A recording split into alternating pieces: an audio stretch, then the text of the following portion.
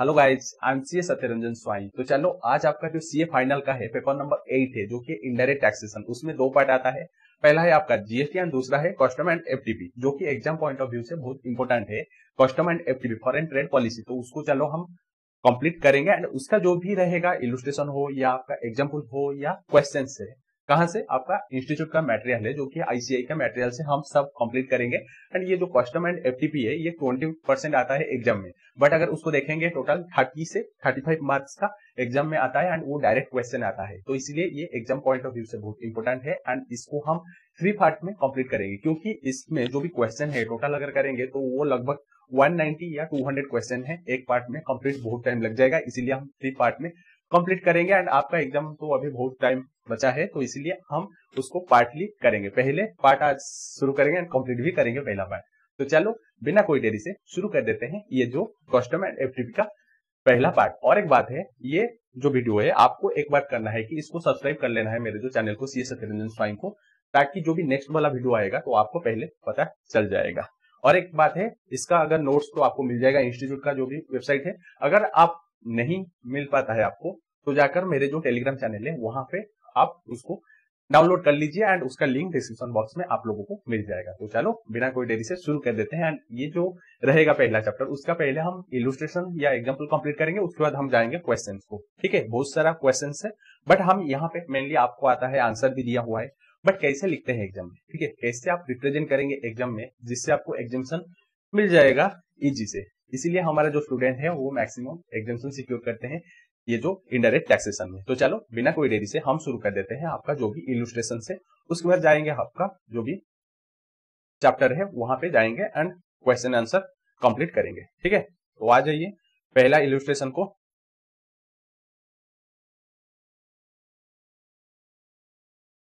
आ जाइए ये है पहला इलुस्ट्रेशन है। तो चलो इसको पढ़ लेते हैं, क्या दिया है इसको देख लेते हैं। ठीक है, तो यहाँ पे है, A machine was originally imported from Japan at 250 lakh in July on payment of all duties of custom। तो यहाँ पे हम एक मशीन वो ओरिजिनली इंपोर्ट किए थे जापान से, जिसका वैल्यू था 250 लाख था।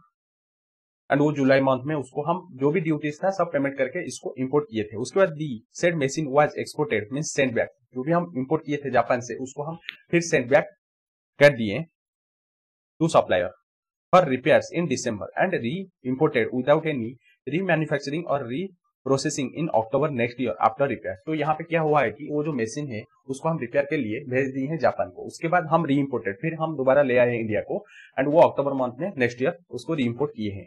एंड वो रीमैन्युफैक्चरिंग का कॉस्ट कुछ भी नहीं लगा, रिप्रोसेसिंग का कॉस्ट कुछ भी नहीं लगा। इसीलिए हम जो भी दिसंबर में हम सेंड बैक किए थे इस साल का, नेक्स्ट ईयर का अक्टूबर में हम री इम्पोर्ट कर लिए हैं। Since the machine was under warranty period the repair were carried out free of cost. तो यहाँ पे कोई भी रीमैन्युफैक्चरिंग या रीप्रोसेसिंग का कॉस्ट हमारे ऊपर नहीं लगा, क्योंकि यहाँ पे वारंटी पीरियड के अंदर था। तो जो भी वर्क हुआ है रिपेयर वर्क वो फ्री ऑफ कॉस्ट हुआ है।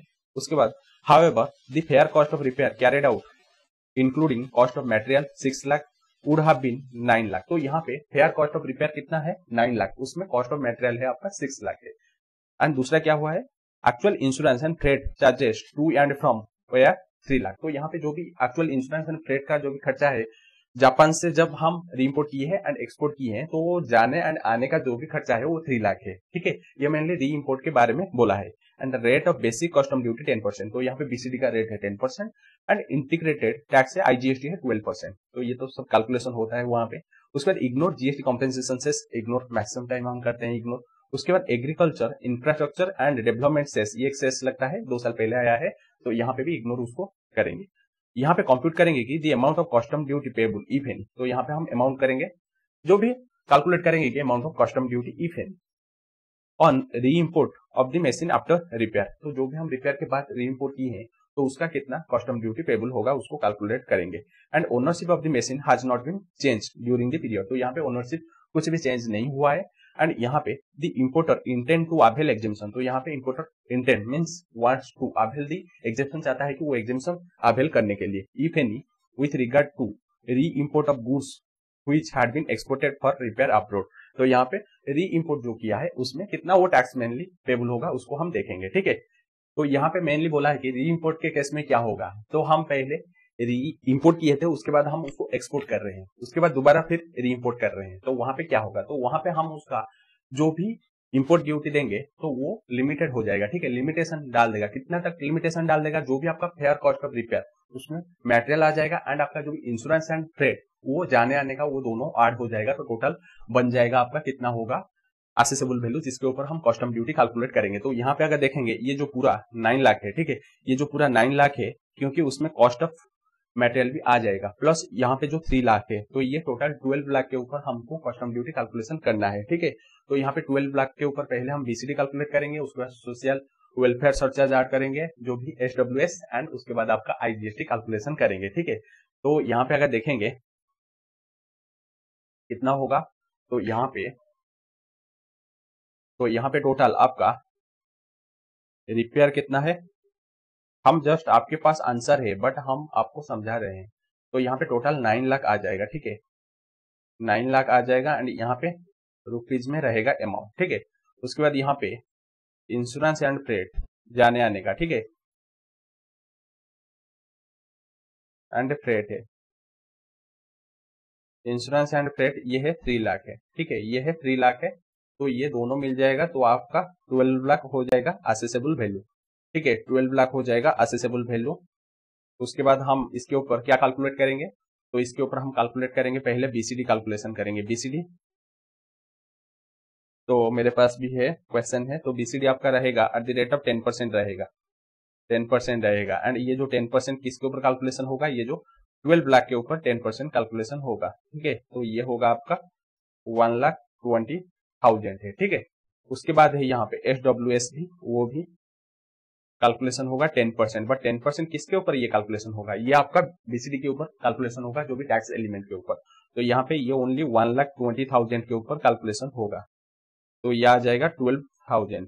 उसके बाद हम लास्टली जो भी आपका आईजीएसटी कैलकुलेट करेंगे, जो कि है at the rate of 12%, and यहाँ पे जो मोस्ट इंपोर्टेंट बात है ये है अमाउंट, इस अमाउंट के ऊपर यहाँ पे कैलकुलेशन करेंगे, तो यहाँ पे क्या करेंगे, जो भी असेसेबल वैल्यू 12 लाख, उसके साथ जो भी बीसीडी है उसको ऐड करेंगे, तो बीसीडी कितना है 1,20,000 है, प्लस आपका ये जो एसडब्ल्यूएस भी वो भी ऐड हो जाएगा, तो सब ऐड हो जाएगा, तो कितना होगा यहाँ पे अगर देखें कैलकुलेट करेंगे, तो ये 12 लाख प्लस 1,20,000 प्लस 12,000, तो टोटल यहाँ पे हो रहा है 13,32,000 मल्टीप्लाई हो जाएगा 12%, तो कितना होगा, ये होगा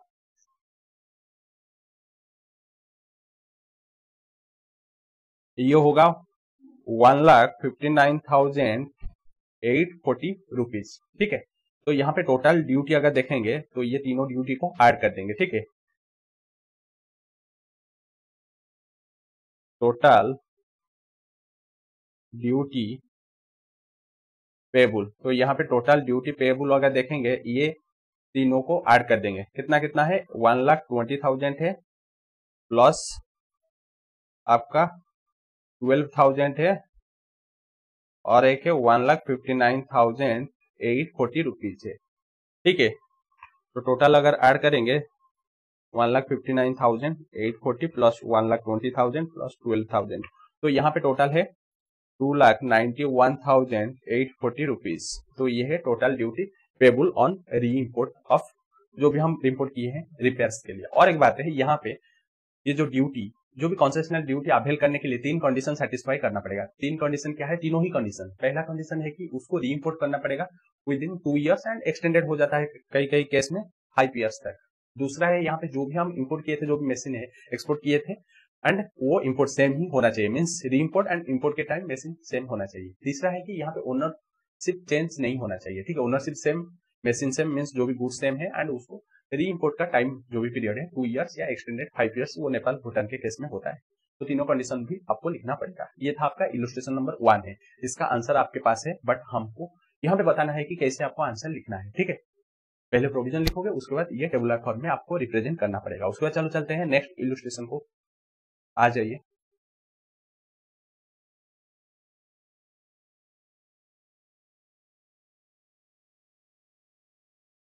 तो यहाँ पे दूसरा इलस्ट्रेशन यहाँ पे दिया है, distinguish between jetsam and flotsam. तो यहाँ पे डिस्टिंग्विश करना है कि jetsam and flotsam. तो पहले मैं आपको बताता हूँ कि ये जो jetsam and flotsam क्या होता है। जब इंपोर्ट होता है या एक्सपोर्ट होता है, पहले इंपोर्ट के केस देखते हैं। जब इंपोर्ट होता है, दोनों एक्सपोर्ट एंड इंपोर्ट के केस में सेम होगा, बट हम इंपोर्ट के केस में देखते हैं कि जो jetsam and flotsam क्या होता है कि जब हम वेसल या आपका शिप में जाते हैं तो वहां पे जो भी पर्सन इंचार्ज PIC होता है वो जब डर रहता है उसको, चाहे वो जो वेसल डूब जाएगा, तो इसलिए वो क्या करता है कि कुछ सामान उसमें से वो फेंक देता है ताकि वो जो वेसल ना डूबे। तो जो भी सामान वो फेंक देता है उसको बोलते हैं, क्या बोलते हैं, जेट सम। ठीक है, उसको बोलता है जेट सम बोलता है। ये जो कस्टम एक्ट बोलता है जेट सम। उसमें से कुछ सामान वो तैर के आ जाता है, कहाँ तक, जो भी किनारे तक कुछ तैर के आ जाता है। जो भी तैरते रहता है उसको बोलते हैं फ्लोट सम। ठीक है, तो दोनों ही सेम है, फेंक देते हैं। उसमें से जो तैरता है, जो सिंक नहीं होता है, तो उसको बोलते हैं, नहीं डूबता है, उसको बोलते हैं आपका फ्लोट सम। एंड ये जो जेट सम एंड फ्लोट सम दोनों ही एक नेचर का है, बट फ्लोट सम के ऊपर अगर वो इंपोर्ट ड्यूटी उसके ऊपर अवेलेबल है तो इंपोर्ट ड्यूटी लग जाएगा। अगर वहां पे ड्यूटी फ्री गुड्स है, जैसे अगर एग्जेम्पशन उसके ऊपर अवेलेबल है, तो उसके ऊपर आपका कस्टम ड्यूटी नहीं लगता है। बट दोनों को मानेंगे कि हम जैसे नॉर्मल इंपोर्ट हो रहा है, तो इसलिए फ्लोटसम एंड जेटसम सेम ही है। बट आपका फ्लोटसम के ऊपर इंपोर्ट ड्यूटी अगर अवेलेबल होगा तो वहां पे इंपोर्ट ड्यूटी लगेगा। बट जेटसम तो वो डूब जाता है, बट फ्लोटसम वो तैरता है, उसको बोलते हैं, इसे तैरता है उसको बोलते हैं हम फ्लोटसम। एंड उसके ऊपर अगर इंपोर्ट ड्यूटी अवेलेबल है तो इंपोर्ट ड्यूटी लग जाएगा। छोटा सा क्वेश्चन था आपका। ये जो क्वेश्चन में क्या होता है, आपका मेनली थियोरिटिकल क्वेश्चन आता है प्लस प्रैक्टिकल क्वेश्चन आता है। प्रैक्टिकल आपका वैल्यूएशन से आता है, या आपका BCD जो बेसिक रेट ऑफ ड्यूटी होता है उसमें से आता है, या आपका जो भी बैगेज या ड्यूटी ड्रॉबैक से आता है। बट आपका थ्योरी मेनली आता है। एंड यहाँ पे आपके लिए अच्छा बात क्या होता है कि आपका डायरेक्ट क्वेश्चन आ जाता है। ठीक है, आपको ज्यादातर ऐसे यहाँ पे दिक्कत नहीं डालता है, मेनली आपको GST में घुमाता है, बट यहाँ पे आपको ऐसे डायरेक्ट क्वेश्चन पूछ लेता है। बट स्टूडेंट क्या करते हैं, इसको ज्यादा ध्यान नहीं देते हैं, जो भी फोकस है वो सब कहाँ पे डाल देते हैं, GST में। एंड ये जो 25 मार्क या 30 मार्क्स रहता है उसमें ज्यादा ध्यान नहीं देता है, बट डायरेक्ट क्वेश्चन आता है। इसको अगर आप ज्यादा ध्यान देंगे तो आपका 25 से 30 मार्क्स डायरेक्ट आ जाता है। एंड इसको अगर आप सिक्योर कर लेंगे ना, तो आपको एग्जामिनेशन से कोई नहीं रोक सकता है। एग्जामिनेशन तो छोड़ो, आपको 70+ आराम से आ जाएगा। तो इसलिए इसको आप ध्यान दीजिए। ये जो मेरा तीनों पार्ट है इसको कंप्लीट कर लीजिए तो आपका पूरा हो जाएगा। उसके बाद आपका ये जो थ्योरी कैसे लिखेंगे, तो थ्योरी में आप एक जब फुल स्टॉप आता है तो उसको एक पॉइंट डाल देना है। ठीक है, जैसे ये एक पॉइंट है तो आपको सब बुलेट पॉइंट में लिखना है। जैसे सिंकिंग तक आपको एक बुलेट पॉइंट डाल देना है यहाँ पे। ठीक है, ऐसे एक बुलेट पॉइंट डाल देना है। उसके बाद दूसरा जो पॉइंट यहाँ से शुरू होता है तो यहाँ से लेकर यहाँ तक एक पॉइंट डाल देना है। उसके बाद यहाँ पे अगर हम ब्रैकेट में डाल देंगे तो ये 2 पॉइंट हो गया है। उसके बाद यहाँ से यहाँ तक एक पॉइंट है। उसके बाद यहाँ से यहाँ तक हम दूसरा कलर, यहाँ से यहाँ तक एक पॉइंट हो जाएगा। उसके बाद आपका यहाँ से यहाँ तक और एक पॉइंट हो जाएगा। उसके बाद लास्ट यहां से यहां तक एक पॉइंट हो जाएगा, जिससे आपको एक रिप्रेजेंटेटिव अच्छा लगेगा। एंड जो भी देखेगा आपका नोट्स उसको भी अच्छा लगेगा, एंड वहां पे फुल मार्क आप सिक्योर कर पाएंगे। तो ऐसे अगर ये नोट्स, ऐसे तो आपको पैराग्राफ में इंस्टीट्यूट दिया है, बट जब मार्क्स वो सिक्योर करता है ना, वो जब असाइन करता है तो वहां पे वो देखता है पॉइंट वाइज कौन लिखा है एंड बुलेट पॉइंट वाइज कौन लिखा है। तो इसी हिसाब से वो मार्क्स आपको प्रोवाइड करता है। अगर आपको ये जो क्वेश्चन सब पॉइंट वाइज चाहिए तो मेरा एक क्वेश्चन बैंक है, उसको भी आप रेफर कर सकते हैं। जैसे अगर देखेंगे हमारा जो क्वेश्चन बैंक, उसमें आपको पूरा 872 क्वेश्चन, लगभग 900 क्वेश्चन मिलेगा, जिसमें आपको GST में 600 एंड कस्टम FTB में 300 मिल जाएगा क्वेश्चन। यहाँ पे देखिए आप कैसे क्वेश्चन को हम बुलेट पॉइंट में लिखे हैं, देख लीजिए यहाँ पे। तो इसको अगर चाहिए तो आप ऑर्डर दे सकते हैं, मेरे जो व्हाट्सएप नंबर में आपको मिल जाएगा, नहीं तो वेबसाइट में भी मिल जाएगा। मेरा व्हाट्सएप नंबर ये है 8328, हमारा जो टीम आपको भेज देगा। ठीक है, 7471। और एक आपका है MCQ का एक क्वेश्चन बैंक है, जिसमें आपको MCQ 1500 से 1600 क्वेश्चन मिल जाएगा, जो कि कहाँ पे भी नहीं मिलेगा इतना सारा क्वेश्चन। प्लस आपको इंटीग्रेटेड केस स्टडी भी उसमें मिल जाएगा, 60 इंटीग्रेटेड केस स्टडी। तो आप चाहे तो वो दोनों को ऑर्डर दे सकते हैं, बट हम यहाँ पे इसको पहले कंप्लीट कर लेते हैं। ठीक है, ये हमारा क्वेश्चन बैंक रहेगा। तो ऐसे देखिए हर एक पॉइंट को हम बुलेट पॉइंट करके आपको हाईलाइटेड किए हैं। जहां पे भी आपको याद रखना है, लॉन करना है, उसको हम हाईलाइटेड किए हैं, प्लस हम अंडरलाइन भी किए हैं। तो आपके लिए अच्छा होगा पढ़ने के लिए। पूरा GST एंड कस्टम इसमें कवर हो जाता है, प्लस FTB में कवर हो जाए। यहाँ पे long type question mainly cover होता है। एंड दूसरा बुक आपका होता है MCQ plus integrated case study, उसमें आपको 60 प्लस इंटीग्रेटेड केस स्टडी आएगा। एंड आपका MCQ 15 से 1600 MCQ आ जाएगा। तो आप चाहे तो ऑर्डर दे सकते हैं, ये जो नंबर में हमारा टीम आपको भेज देगा। तो चलो ऐसे आपको लिखना है, जैसे ये जो क्वेश्चन बैंक, एंड ये जो पूरा क्वेश्चन बैंक आपका पूरा ही ऐसे बुलेट पॉइंट में लिखा हुआ है। तो आपके लिए अच्छा रहेगा। एंड जो भी पॉइंट इंपोर्टेंट है वहां पे हाईलाइटेड है, तो आप लर्न करने में मदद मिल जाएगा। ठीक है, तो ऐसे ही आपको थ्योरी लिखना है। उसके बाद चलो चलते हैं यहाँ पे, आपका ये था इलुस्ट्रेशन नंबर 2। उसके बाद चलो चलते हैं इलुस्ट्रेशन नंबर 3। ठीक है, आ जाइए, इलुस्ट्रेशन नंबर 3 है यहाँ पे।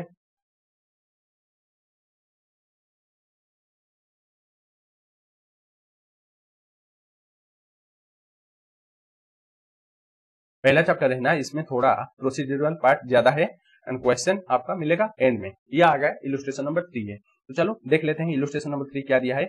तो यहाँ पे इलुस्ट्रेशन नंबर 3 दिया है कि an imported consignment of goods chargeable to duty 40% ad valorem। ad valorem means जैसे कस्टम ड्यूटी लगता है उसको बोलते हैं ad valorem रेट में, मींस एडिशन होते जाता है उसके साथ। तो यहाँ पे इंपोर्टर इंपोर्ट करता है एक कॉन्साइनमेंट एंड जो कि 40% ड्यूटी मेनली लगता है उसके ऊपर custom duty. And the vessel arrived on 31 मई में। तो वो जो वेसल अराइव्ड होता है कि 31 मई में। उसके बाद एक bill of entry for warehousing the goods was presented 2 जून।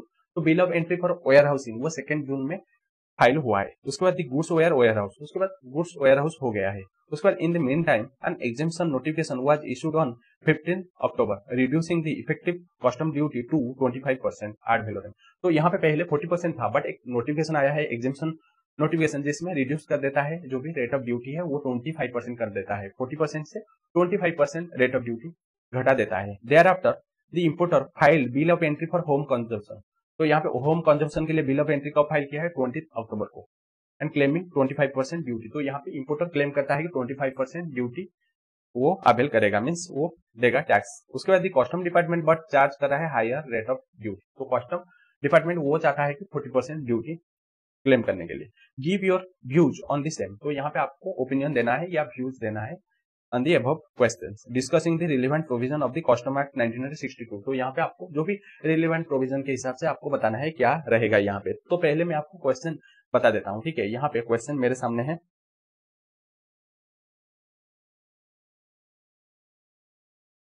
एक मिनट। तो यहाँ पे क्वेश्चन है, तो यहाँ पे इंपोर्टर क्या करता है, मेरा लाइन इतना भी समान नहीं है, ड्राइंग भी अच्छा नहीं होता है। तो यहाँ पे मेनली एक वेसल में जो कि रहता है 31 मई में वो इंपोर्ट करता है एक इंपोर्टर। इंपोर्टर का नाम नहीं बताया है बट हम ऐसे ही इंपोर्टर लिख लेंगे। ठीक है, इंपोर्टर है एंड वो 35 मई में वेसल आकर पहुंचा है एंड वहां पे 40% था रेट ऑफ ड्यूटी। ठीक है, 40% था rate of duty ad valorem. ठीक है, उसके बाद वो 2 जून में बिल ऑफ एंट्री फाइल किया है। ठीक है, पीओई फाइल किया है फॉर वेयर हाउसिंग। ठीक है, वेयर हाउसिंग के लिए वो बिल ऑफ एंट्री फाइल किया है 2 जून। उसके बाद यहाँ पे रेट चेंज हो जाता है। ठीक है, यहाँ पे जो भी रेट वो गवर्नमेंट का नोटिफिकेशन के हिसाब से 15 अक्टूबर को वो रेट चेंज हो जाता है 40% से ये 25% हो जाता है। ठीक है, 25% हो जाता है। उसके बाद वो जो कस्टमर वो bill of entry for home consumption कब फाइल किया है 20 अक्टूबर। 20 अक्टूबर को वो bill of entry for home consumption file किया है, फॉर होम कंजप्शन। ठीक है, HC होम कंजप्शन। ठीक है, तो यहाँ पे वो जो इंपोर्टर बोल रहा है कि वो 25% रेट में देगा, बट यहाँ पे कस्टम डिपार्टमेंट बोल रहा है कि 40% टैक्स देना पड़ेगा। तो यहाँ पे कौन सा रेट सही होगा, ये 40% या 25%? तो मैं आपको बता देता हूँ कि आपका इंपोर्ट कब कंप्लीट होगा, जब वो जो importer bill of entry for home consumption जब फाइल करता है। तो यहाँ पे bill of entry for home consumption कब फाइल होता है, ये जो 20 अक्टूबर। ठीक है, 20 अक्टूबर को वो bill of entry for home consumption file करता है, बट उससे पहले रेट यहाँ पे ऑलरेडी रिड्यूस हो चुका है। यहाँ पे रेट ऑलरेडी रिड्यूस हो चुका है जो कि 25% हो चुका है। तो यहाँ पे रेट लगेगा, जो भी रिड्यूस रेट रहेगा ये जो 25% रहेगा। ठीक है, ये जो रिड्यूस रेट रहेगा 25% रहेगा यहाँ पे, क्योंकि ऑलरेडी उसका रेट रिड्यूस हो चुका है, तो इसलिए ये जो रिड्यूस रेट रहेगा 25%। ठीक है, तो यहाँ पे जो भी डिपार्टमेंट बोल रहा है वो गलत बोल रहा है एंड ये इंपोर्टर क्लेम कर पाएगा 25%। ठीक है, तो उसी को यहाँ पे आंसर में बताया है, आंसर में कुछ नया नहीं बताया है, उसी को बताया। एंड कैसे प्रोविजन लिखना है मैं ऑलरेडी आपको बता चुका हूँ कि आपको प्रोविजन को पॉइंट वाइज लिखना है, चाहे प्रोविजन जितना बड़ा हो उसको भी आप तोड़ के छोटा छोटा पॉइंट में भी लिख सकते हैं। एंड अगर ज्यादा आपको रेफरेंस लेना है तो मेरा बुक भी परचेज कर सकते हैं, ज्यादा फी नहीं है। तो आप व्हाट्सएप में मैसेज करेंगे तो आपको मिल जाएगा पूरा क्या रहेगा रेट, हमारा टीम आपको बता देगा। ठीक है, तो यहाँ पे वही बोला है in the given case 20 October rate रहेगा, क्योंकि यहाँ पे रेट चेंज हो जाता है। तो bill of entry for home consumption हम फाइल की है 20 अक्टूबर, तो इसीलिए रेट रहेगा यहाँ पे 25%। ठीक है, तो ये था आपका इलुस्ट्रेशन नंबर 3 था। उसके बाद चलो चलते हैं इलुस्ट्रेशन नंबर 4 को। तो आ जाइए यहाँ पे,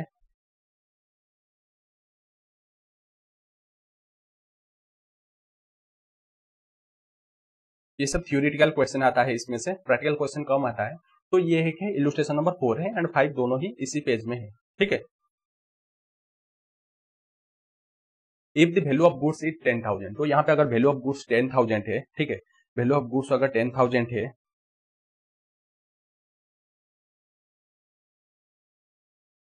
after the damage the value is 2,000, then duty payable on 10,000 should be appropriately reduced to 20% proportion of 2,000 to 10,000। तो यहाँ पे क्या होता है कि अगर हम वैल्यू ऑफ गुड्स इंपोर्ट करते हैं 10,000, बट डैमेज के बाद उसका जो भी डैमेज हो जाता है उसका वैल्यू बाकी यहाँ पे 2,000 रह जाता है। ठीक है, तो यहाँ पे अगर देखेंगे 10,000 का वैल्यू हम मंगाए थे, बट डैमेज के बाद वो 2,000 हो जाता है। ठीक है, 2,000 हो जाता है, तो यहाँ पे 8,000 वो डैमेज हो जाता है। ठीक है, 8,000 डैमेज हो जाता है। तो यहाँ पे वो पूछता है कि वो जो रिड्यूस हो जाता है 2,000, तो वो 2,000 के ऊपर हमको यहाँ पे प्रोपोर्शनेटली टैक्स देना पड़ेगा क्या? यस, यहाँ पे 2,000 के ऊपर हमको प्रोपोर्शनेटली टैक्स देना पड़ेगा, क्योंकि अगर असिस्टेंट कमिश्नर या डिप्यूटी कमिश्नर ऑफ कस्टम अगर वो सेटिस्फाई हो जाते हैं कि यहाँ पे आपका हो रहा है, ठीक है, डैमेज हो रहा है before clearance for home consumption, before clearance for home consumption, तो वहां पे वो रेमिट कर लेते हैं। तो उसके लिए एक सेक्शन है जो कि होता है सेक्शन नंबर 23 सब सेक्शन 1, जहां पे बताता है कि रेमिशन ऑफ ड्यूटी। ठीक है, रेमिशन ऑफ ड्यूटी, जो भी 8,000 यहाँ पे खराब हो गया है तो उसके ऊपर टैक्स नहीं देना पड़ेगा। ठीक है, टैक्स नहीं देना पड़ेगा, ओनली ये जो 2,000 के ऊपर टैक्स देना पड़ेगा, एंड इसको बोलते हैं हम रेमिशन ऑफ ड्यूटी। बट वो सेटिस्फाई होना चाहिए किसको? असिस्टेंट कमिश्नर या डिप्यूटी कमिश्नर को, तभी ये जो ड्यूटी प्रोपोर्शनेटली कम हो जाएगा। किसके ऊपर लगेगा? ओनली ये जो 2,000 के ऊपर लगेगा। तो ये था आपका इलुस्ट्रेशन नंबर 4 है। उसके बाद चलो चलते हैं इलुस्ट्रेशन नंबर 5। ठीक है, इलुस्ट्रेशन नंबर 5 को चलते हैं। तो यहाँ पे इलुस्ट्रेशन नंबर 5 क्या पूछा है देख लेते हैं। Peerless scraps imported during August by sea, a consignment of metal scraps weighing of 600 metric tons from USA। तो यहाँ पे peerless scraps वो इंपोर्ट किया है अगस्त में बाय सी के through.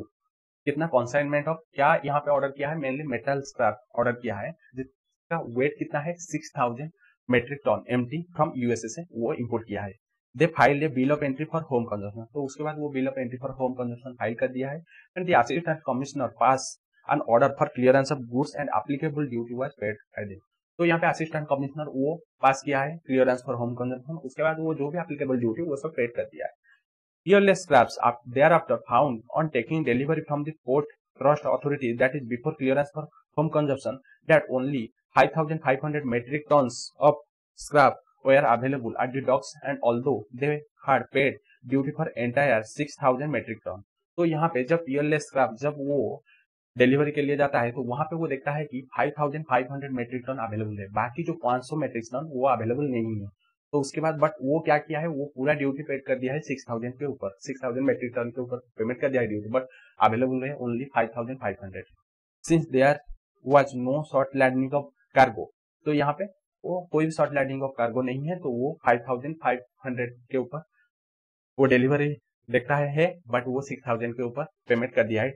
And the short delivery of 500 metric ton was also substantiated by the port trust authorities who gave a wetment certificate to Peerless Scrap, and जो भी 500 मेट्रिक टन अवेलेबल नहीं है उसको भी वो सर्टिफाई कर दिया है, पोर्ट ट्रस्ट अथॉरिटी सर्टिफाई कर दिया है, एंड एक वेटमेंट सर्टिफिकेट दे दिया है। जब शॉर्टेज होता है ना तो वहां पे एक वेटमेंट सर्टिफिकेट दे देते हैं, उसको आप दिखाकर ड्यूटी रिफंड कर सकते हैं, या अगर ड्यूटी पेमेंट नहीं किए हैं तो वहां पे आपको रेमिशन मिल जाता है, मीन्स आपको ड्यूटी नहीं देना पड़ेगा, तो उसको बोलते हैं वेटमेंट सर्टिफिकेट।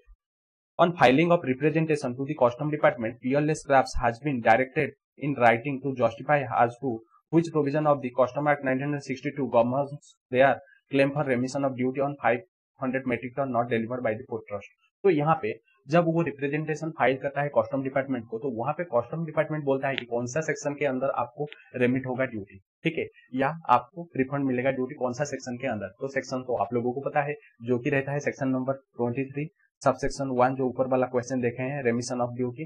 तो यहाँ पे ये सेक्शन का हेल्प ले सकता है, ये जो पीएलएस स्क्रैप्स ले सकता है, क्योंकि यहाँ पे वो जो क्वांटिटी है ये 500 मेट्रिक टन है, जो कि एक पिलफर्ड क्वांटिटी नहीं है, पिलफर्ड में छोटा मोटा लॉस है या थेफ्ट है, बट यहाँ पे 500 क्वांटिटी वो बहुत बड़ा क्वांटिटी है, तो यहाँ पे रेमिशन ऑफ ड्यूटी के लिए वो सेक्शन नंबर 23 सबसेक्शन 1 का हेल्प ले सकता है एंड इसी सेक्शन के अंदर वो क्लेम कर सकता है, ठीक है।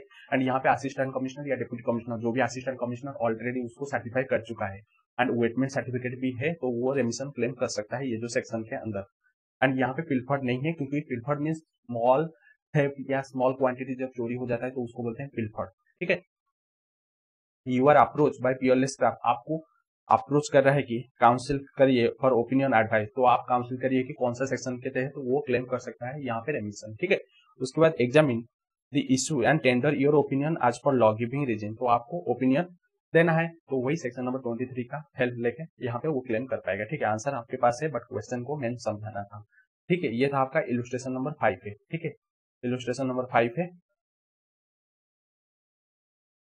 उसके बाद देखते हैं, और इलुस्ट्रेशन है क्या, लगभग खत्म हो चुका है, क्योंकि यहाँ पे आपका कुछ इश्यूज एंड उसका प्रोविजन आ गया है, ये आ गया टेस्ट योर नॉलेज। तो चलो यहाँ पे क्वेश्चन शुरू करते हैं।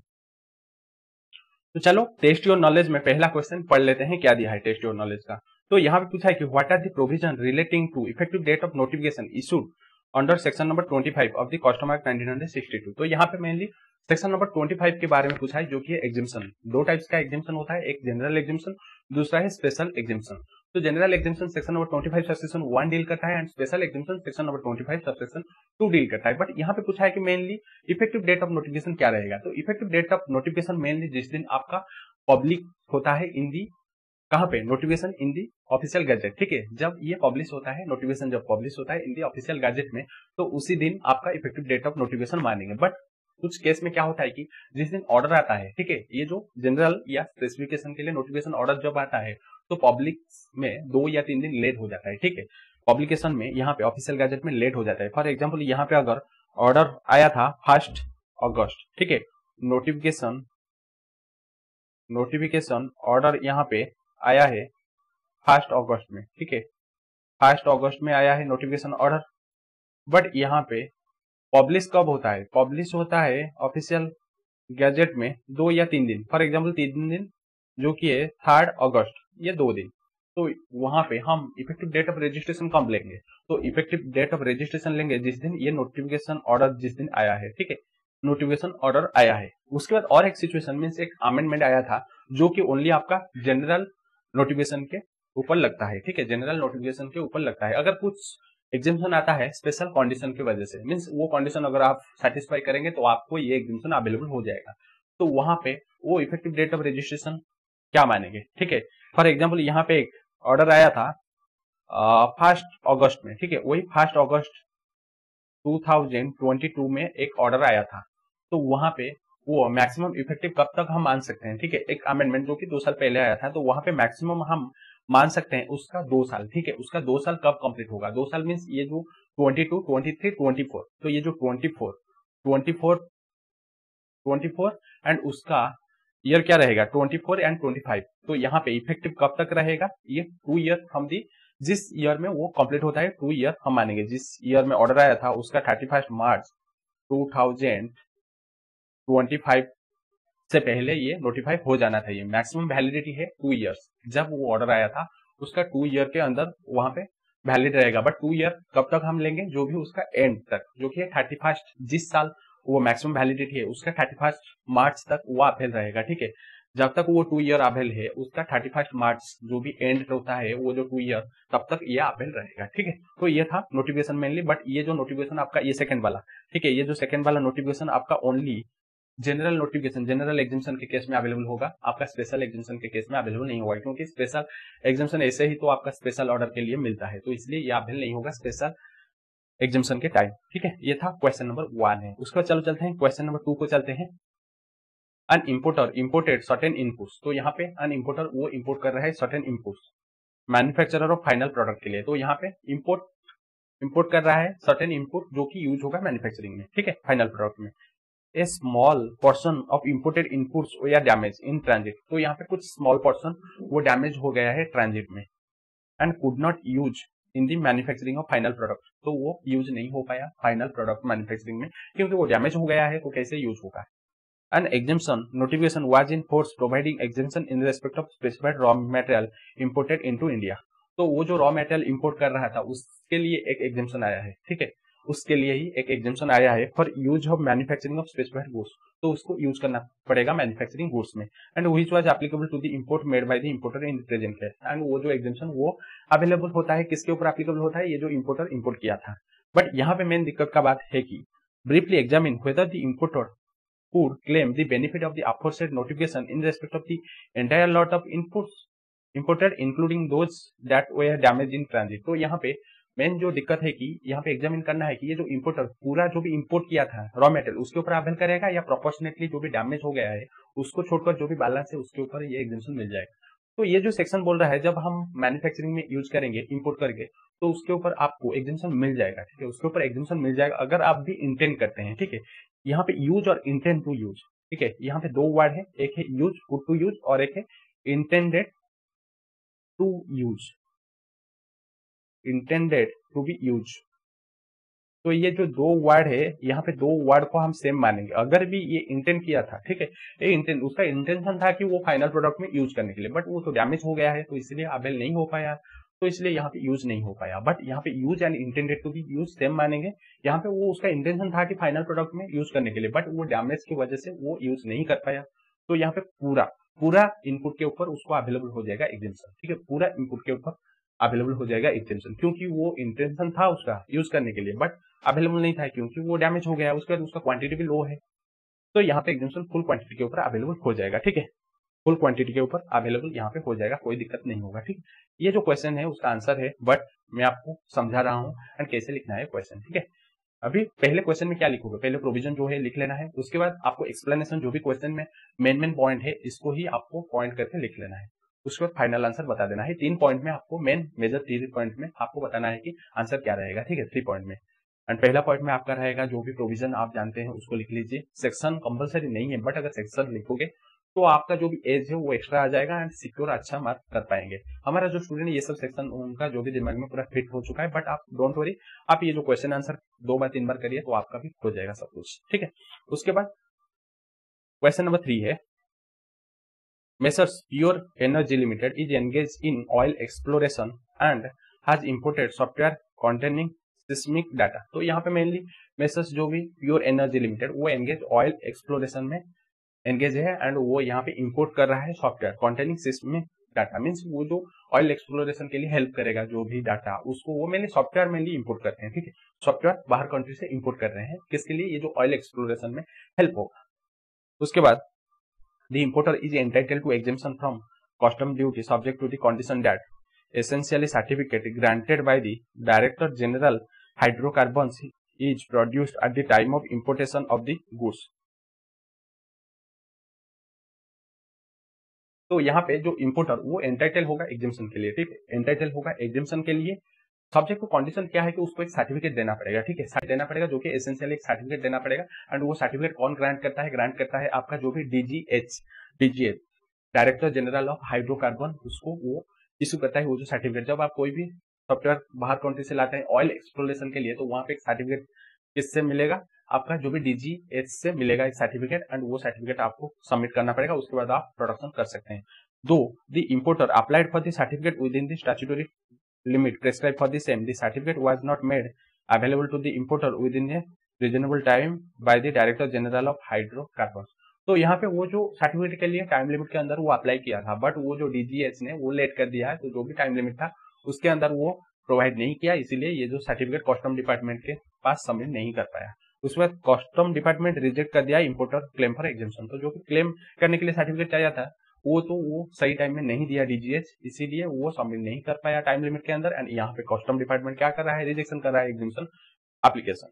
Examine briefly whether the departments action is sustainable in law. तो डिपार्टमेंट का एक्शन सस्टेनेबल इन लॉ होगा क्या, तो आप अगर यहाँ पे लॉजिकली सोचेंगे ना, यहाँ पे डिपार्टमेंट जो भी एक्शन लिया है वो सस्टेनेबल लॉ के हिसाब से नहीं होगा, क्योंकि उसके हाथ में जो भी पावर नहीं है, इंपोर्टर के हाथ में क्या पावर है, वो अगर जो भी डीजीएच अगर वो सर्टिफिकेट देगा तभी वो डिपोजिट करेगा ना, उसके हाथ में नहीं है सर्टिफिकेट जो भी लेना है, वो सर्टिफिकेट के लिए डिपेंड करता है डीजीएच के ऊपर, डीजीएच सही टाइम में नहीं देता है सर्टिफिकेट, तो इसलिए वो सबमिट नहीं कर पाता है किसके पास, जो कस्टम डिपार्टमेंट के पास सबमिट नहीं कर पाता है एप्लीकेशन फॉर एग्जाम्शन के लिए। तो जो पावर किसके पास नहीं है तो वो पावर के लिए उसको एग्जाम्शन अगर हम क्लेम नहीं देंगे तो वो कैसे होगा। तो इसलिए हम यहाँ पे जो भी डिपार्टमेंट का क्लेम वो गलत है, इंपोर्टर को यहाँ पे एग्जाम्शन मिल जाएगा, क्योंकि डीजीएच एक पब्लिक अथॉरिटीज है।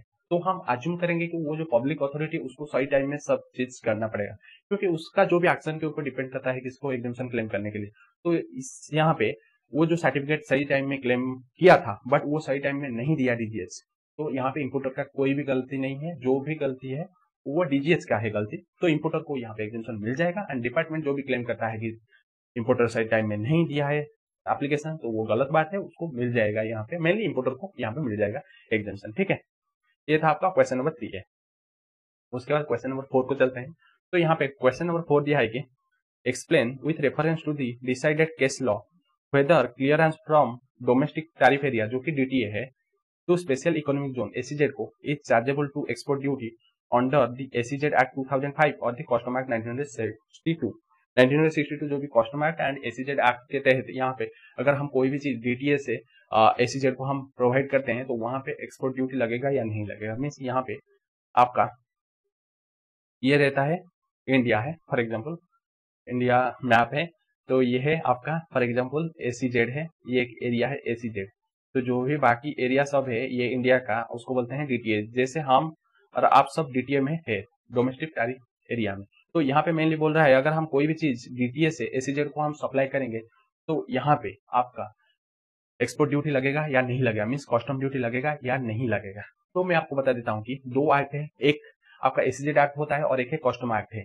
तो पहले तो एसीजेड एक्ट में कोई भी प्रोविजन नहीं है कि अगर हम डीटीए से एसीजेड को ट्रांसफर करेंगे तो वहां पे कस्टम ड्यूटी लगेगा। कस्टम ड्यूटी मीन्स आपका एक्सपोर्ट ड्यूटी या इंपोर्ट ड्यूटी। तो यहाँ पे हम अगर डीटीए से एसीजेड को ट्रांसपोर्ट जब करते हैं तो वहां पे एसीजेड मेनली मानते हैं कि हम एक्सपोर्ट कर रहे हैं, तो वहां पे एक्सपोर्ट ड्यूटी लगना चाहिए था। बट यहाँ पे एसीजेड एक्ट में ऐसे कोई प्रोविजन नहीं है कि हम जब डीटीए से एसीजेड को ट्रांसफर करेंगे तो वहां पे एक्सपोर्ट ड्यूटी लगेगा। तो यहाँ पे एसीजेड मना कर देता है एसीजेड एक्ट। उसके बाद डीटीए में आपका चार्जिंग सेक्शन मना करता है कि अगर हम डीटीए से एसीजेड को कोई भी ट्रांसफर करेंगे तो वहां पे कोई भी प्रोविजन नहीं लगेगा, कस्टम ड्यूटी मींस एग्जेम्पशन मिल जाएगा, कोई भी यहाँ पे प्रोविजन नहीं लगेगा। एंड दूसरा बात है हम एक्सपोर्ट कम मानेंगे, अगर इंडिया का जो भी टेरिटोरियल वाटर ऑफ इंडिया के बाहर अगर कोई भी चीज जाएगा तो वहां पे हम एक्सपोर्ट मानते हैं। बट यहाँ पे तो ये इंडिया का टेरिटोरी के अंदर है, दोनों ही इंडिया का टेरिटोरी के अंदर है, तो यहाँ पे तो एक्सपोर्ट का कोई भी चांस नहीं है। मीन्स आपका यहाँ पे डीम्ड एक्सपोर्ट मानते हैं, बट यहाँ पे जो भी एक्चुअल एक्सपोर्ट नहीं होता है क्योंकि टेरिटोरी के अंदर है, तो इसलिए यहाँ पे भी एक्सपोर्ट ड्यूटी नहीं लगेगा। ये कस्टम एक्ट मना कर देता है प्लस एसीजेड एक्ट मना कर देता है, तो यहाँ पे कोई भी custom duty means export duty नहीं लगेगा। ठीक है, ये था आपका क्वेश्चन नंबर, कौन सा है, क्वेश्चन नंबर है आपका 4 है। उसके बाद चलो चलते हैं क्वेश्चन नंबर 5 को। क्वेश्चन नंबर 5 को चलते हैं। तो यहाँ पे क्वेश्चन नंबर 5 पूछा है कि मेसर्स XYZ एक 100% एक्सपोर्ट ओरिएंटेड अंडरटेकिंग। तो यहाँ पे मेसर्स XYZ एक 100% एक्सपोर्ट ओरिएंटेड अंडरटेकिंग है, 100% EOU इन शॉर्ट, मींस ये 100% EOU जिसको हम मानते हैं एक्सपोर्ट जैसे है, and imported DG sets and furnace oil duty free for setting of captive power plant for its power requirement for export production. तो यहाँ पे 3 चीज हो रहा है। पहले तो मेसर्स XYZ एक 100% एक्सपोर्ट ओरिएंटेड यूनिट है जो कि यहाँ पे इंपोर्ट कर रहा है DG sets and furnace oil. Furnace oil ये मेनली किसके लिए यूज होता है, जो आपका पावर जनरेशन के लिए यूज होता है। ठीक है, पावर जनरेशन के लिए यूज होता है ये जो DG sets and furnace oil power generation के लिए। उसके बाद वो जो जनरेट करता है पावर उसको वो यूज करेगा एक्सपोर्ट ऑफ गुड्स के लिए। ठीक है, एक्सपोर्ट ऑफ गुड्स प्रोडक्शन के लिए उसको यूज करेगा जो भी जनरेशन ऑफ पावर के लिए। तो यहाँ पे तो पूरा एग्जाम्पशन ही एग्जाम्पशन है। चलो देखते हैं आगे। This benefit was available by exemption notification. तो ये जो एग्जाम्पशन मेनली अवेलेबल हो चुका है नोटिफिकेशन के हेल्प से। उसके बाद they use the power so generated for export production but sold surplus power in the domestic tariff area, means DTA में यूज करता है जो भी सरप्लस रहता है। मेनली उसको यूज किया है जो भी जनरेशन ऑफ एक्सपोर्ट प्रोडक्शन के लिए, बट जो भी सरप्लस रह जाता है उसको डीटीए में यूज किया है। ठीक है, डीटीए में सोल्ड करने के लिए यूज किया है। कस्टम डिपार्टमेंट यहाँ पे क्या करता है, custom department has demanded duty on DG sets and furnace oil as surplus power has been sold in the domestic tariff area. तो यहाँ पे कस्टम डिपार्टमेंट क्या करता है कि यहाँ पे कस्टम डिपार्टमेंट ये क्लेम करता है, जो भी डिमांड करता है ड्यूटी, क्योंकि उसको वो डीटीए में यूज किया है जो भी DG sets and furnace oil के ऊपर। ठीक है, फुडनेस ऑयल के ऊपर यहाँ पे कस्टम ड्यूटी क्लेम कर रहा है। And notification the notification does not specifically restrict the use of imported goods for manufacturing of export goods. तो यहाँ पे नोटिफिकेशन कुछ भी स्पेसिफिकली ऐसे रेस्ट्रिक्ट नहीं किया है कि आप उसको इंपोर्टेड गुड्स को आप डीटीए में सप्लाई कर सकते हैं या एक्सपोर्ट गुड्स के लिए सप्लाई कर सकते हैं। तो do you think demand of custom department is valid in law? तो आप क्या थिंक करते हैं कि ये जो डिपार्टमेंट डिमांड किया है वो वैलिड इन लॉ या नहीं है या नहीं है? तो चलो मैं आपको बता देता हूँ। यहाँ पे मेनली वो जो फुलनेस ऑयल या डिजिसेट्स, इसको वो किसके लिए यूज करता है? Captive power consumption means generation के लिए यूज करता है। उसके बाद वो जो पावर जनरेट होता है उसको एक्सपोर्ट ऑफ गुड्स के लिए यूज करता है। उसके बाद वो एक्सपोर्ट करता है, बट उसका जो भी एक्स्ट्रा पावर रहता है, सरप्लस पावर, उसको यूज करता है जो भी गुड्स किसको सप्लाई करने के लिए, ये जो आपका डीटीए को सप्लाई करने के लिए यूज करता है। तो यहाँ पे तो नोटिफिकेशन में ऐसे नहीं दिया है कि आप एक्सपोर्ट के लिए प्योरली यूज करेंगे, वहां पे नहीं दिया है, आप सरप्लस के लिए भी यूज कर सकते हैं। एंड यहाँ पे मेन इंटेंशन उसका क्या रहता है? वो एक्सपोर्ट करने के लिए, बट वो उसका जो भी बैलेंस कैप्टिव मींस जो भी कैप्टिव पावर सरप्लस रह जाता है उसको वो यूज कर सकता है किसी और पर्पज के लिए, बट उसका जो मेन पर्पज है वो तो एक्सपोर्ट करना है। तो यहाँ पे हम मानेंगे कि मेन एक्टिविटी क्या है? एक्सपोर्ट है। तो इसलिए यहाँ पे हम पूरा ही एक्सपोर्ट कर रहे हैं मानेंगे, एंड ये नोटिफिकेशन एग्जामिनेशन के अंदर आ जाएगा। एंड ये जो डिपार्टमेंट क्लेम कर रहा है डिमांड, वो नहीं मिलेगा डिपार्टमेंट को। यहाँ पे चौलबे ना कोई भी ड्यूटी क्लेम नहीं कर पाएगा डिपार्टमेंट। ठीक है, ये था आपका क्वेश्चन नंबर 5। उसको चलो चलते हैं क्वेश्चन नंबर 6 को। आ गया है क्वेश्चन नंबर 6 से। तो क्वेश्चन नंबर 6 क्या दिया है? Referring to section number 25 custom duty, जो कि custom act 1961 discuss the following. तो यहाँ पे डिस्कस करना है कि फॉलोइंग क्या है। तो पहला है special exemption and general exemption. तो आप अगर देखेंगे special exemption and general exemption जो कि सेक्शन नंबर 25 डील करता है, तो वहां पे mainly general exemption and special exemption दोनों ही गवर्नमेंट यहाँ पे नोटिफाई करता है, मींस गवर्नमेंट यहाँ पे प्रोवाइड करता है। आपका जनरल एग्जाम्पशन मेनली आपका नोटिफिकेशन के इशू होके आता है नोटिफिकेशन के थ्रू, बट आपका स्पेशल एग्जाम्पशन स्पेशल ऑर्डर के तहत यहाँ पे वो प्रोवाइड होता है। उसके बाद जनरल जो भी एग्जाम्पशन रहता है ना, वो आपका इन द पब्लिक इंटरेस्ट में आता है। एंड आपका स्पेशल एग्जाम्पशन आपका public interest plus exceptional nature में वो इशू होता है। एंड दोनों ही यहाँ पे आपका रहेगा कंडीशनल अनकंडीशनल, ये सब आ जाएगा। उसके बाद और क्या रहता है? एंड यहाँ पे दोनों ही अगर आपका अमाउंट ऑफ ड्यूटी अगर 100 रुपीज से कम है तो यहाँ पे दोनों ही नहीं लगेगा, स्पेशल एग्जाम्पशन हो या जनरल एग्जाम्पशन। उसके बाद जनरल एग्जाम्पशन के केस में एक अमेंडमेंट आया था जो कि था, अगर आप कोई भी आप स्पेशल कंडीशन आपके ऊपर एप्लीकेबल होता है एंड वो स्पेशल कंडीशन आपको अट्रैक्ट करना पड़ेगा, सेटिस्फाई करना पड़ेगा, तभी आपका ये जो special means general exemption available हो जाएगा। बट उसका टाइम पीरियड मींस वैलिड कब तक रहेगा? तो वैलिड रहेगा जिस भी ईयर में नोटिफिकेशन आया था उस ईयर से 2 साल देखेंगे, 2 साल का जब भी आएगा जो 31 मार्च, तब तक आपका वैलिड रहेगा ये जो नोटिफिकेशन, तब तक आप जनरल एग्जाम्पशन अवेल कर सकते हैं। उसके बाद आप जनरल एग्जाम्पशन अवेल नहीं कर पाएंगे। एंड ये जो नोटिफिकेशन ये ओनली फॉर जनरल एग्जाम्पशन, आपका जो भी स्पेशल एग्जाम्पशन के लिए नहीं है, क्योंकि स्पेशल एग्जाम्पशन ऐसे ही आपका स्पेशल ऑर्डर के तहत आता है। ठीक है, तो ये था आपका क्वेश्चन नंबर 6 है। उसके बाद चलो चलते हैं क्वेश्चन नंबर 7। बहुत सारा क्वेश्चन है, टेंशन मत लीजिए। तो यहाँ पे क्वेश्चन नंबर 7 है, right a brief note on the following with reference to the custom act 1961। तो यहाँ पे remission of duty on imported goods lost and pilfer goods. And question number 8 अगर देखेंगे ना, ये भी दिया है, क्या दिया है? Distinguish between pilfer goods and lost और डिस्ट्रॉयड गुड्स। तो ये दोनों ही सेम क्वेश्चन है, मींस यहाँ पे लॉस्ट और डिस्ट्रॉयड गुड्स के लिए सेक्शन जो रहता है रेमिशन ऑफ ड्यूटी। ठीक है, ये दोनों सेम है। And pilfer goods and pilfer goods same है। तो ये दोनों क्वेश्चन का सेम ही आंसर है। ठीक है, ये दोनों क्वेश्चन का सेम ही आंसर है। पहला है आपका रेमिशन ऑफ ड्यूटी, दूसरा है पिल्फर। तो मेनली आपका पिल्फरेज जो कि रहता है, तो पहले है रेमिशन ऑफ ड्यूटी। रेमिशन ऑफ ड्यूटी आपका ऑलरेडी पढ़ के आए हैं, जो कि सेक्शन नंबर 26 सबसेक्शन 1 है। एंड आपका पिल्फर गुड्स के लिए सेक्शन नंबर 13 रहता है। एंड पिल्फर और पिल्फरेज के केस में आपका जो भी थेफ्ट रहता है या आपका जो भी स्मॉल क्वांटिटी रहता है अमाउंट, बट आपका रेमिशन ऑफ ड्यूटी में क्या रहता है? तो जो क्वांटिटी स्पेसिफिकली अमाउंट क्वांटिटी रहता है, एंड वो मेनली एक्ट ऑफ गॉड या फायर या आपका साइक्लोन या अर्थक्वेक की वजह से वो डिस्ट्रॉयड या डैमेज हो जाता है। ठीक है, उसके बाद रेमिशन ऑफ ड्यूटी के लिए आपको प्रूव करना पड़ेगा, मींस जो भी आपका असिस्टेंट कमिश्नर या आपका डिप्यूटी कमिश्नर वो सेटिस्फाई होना चाहिए, बट पिल्फरेज में कोई भी सेटिस्फेक्शन नहीं लेना पड़ेगा। उसके बाद पिल्फरेज में क्या होता है कि आप रिस्टोर हो सकता है, बट आपका जो भी रेमिशन ऑफ ड्यूटी में आपका रिस्टोरेशन नहीं हो सकता है। उसके बाद आपका मेनली जो भी पिल्फरेज में पेटी थेफ्टी या जो भी अमाउंट है वो स्मॉल क्वांटिटी रहता है, ह्यूमन बींग्स वो मेनली थेफ्ट चोरी हो जाता है, बट आपका रेमिशन एक्ट ऑफ गॉड रहता है। ठीक है, उसके बाद है ये जो पिल्फरेज में कॉम्पेंसेशन मिल जाता है किससे? जो आपका कस्टम डिपार्टमेंट से कॉम्पेंसेशन मिल जाता है, जो भी पोर्ट ट्रस्ट से मिल जाता है, बट आपका रेमिशन ऑफ ड्यूटी में मेनली ड्यूटी फ्री हो जाता है। ठीक है, ड्यूटी फ्री हो जाता है, उसके लिए प्रूव करना पड़ेगा। बहुत सारा पॉइंट है, आपको 5-6 पॉइंट लिखना है। ठीक है, और क्या है?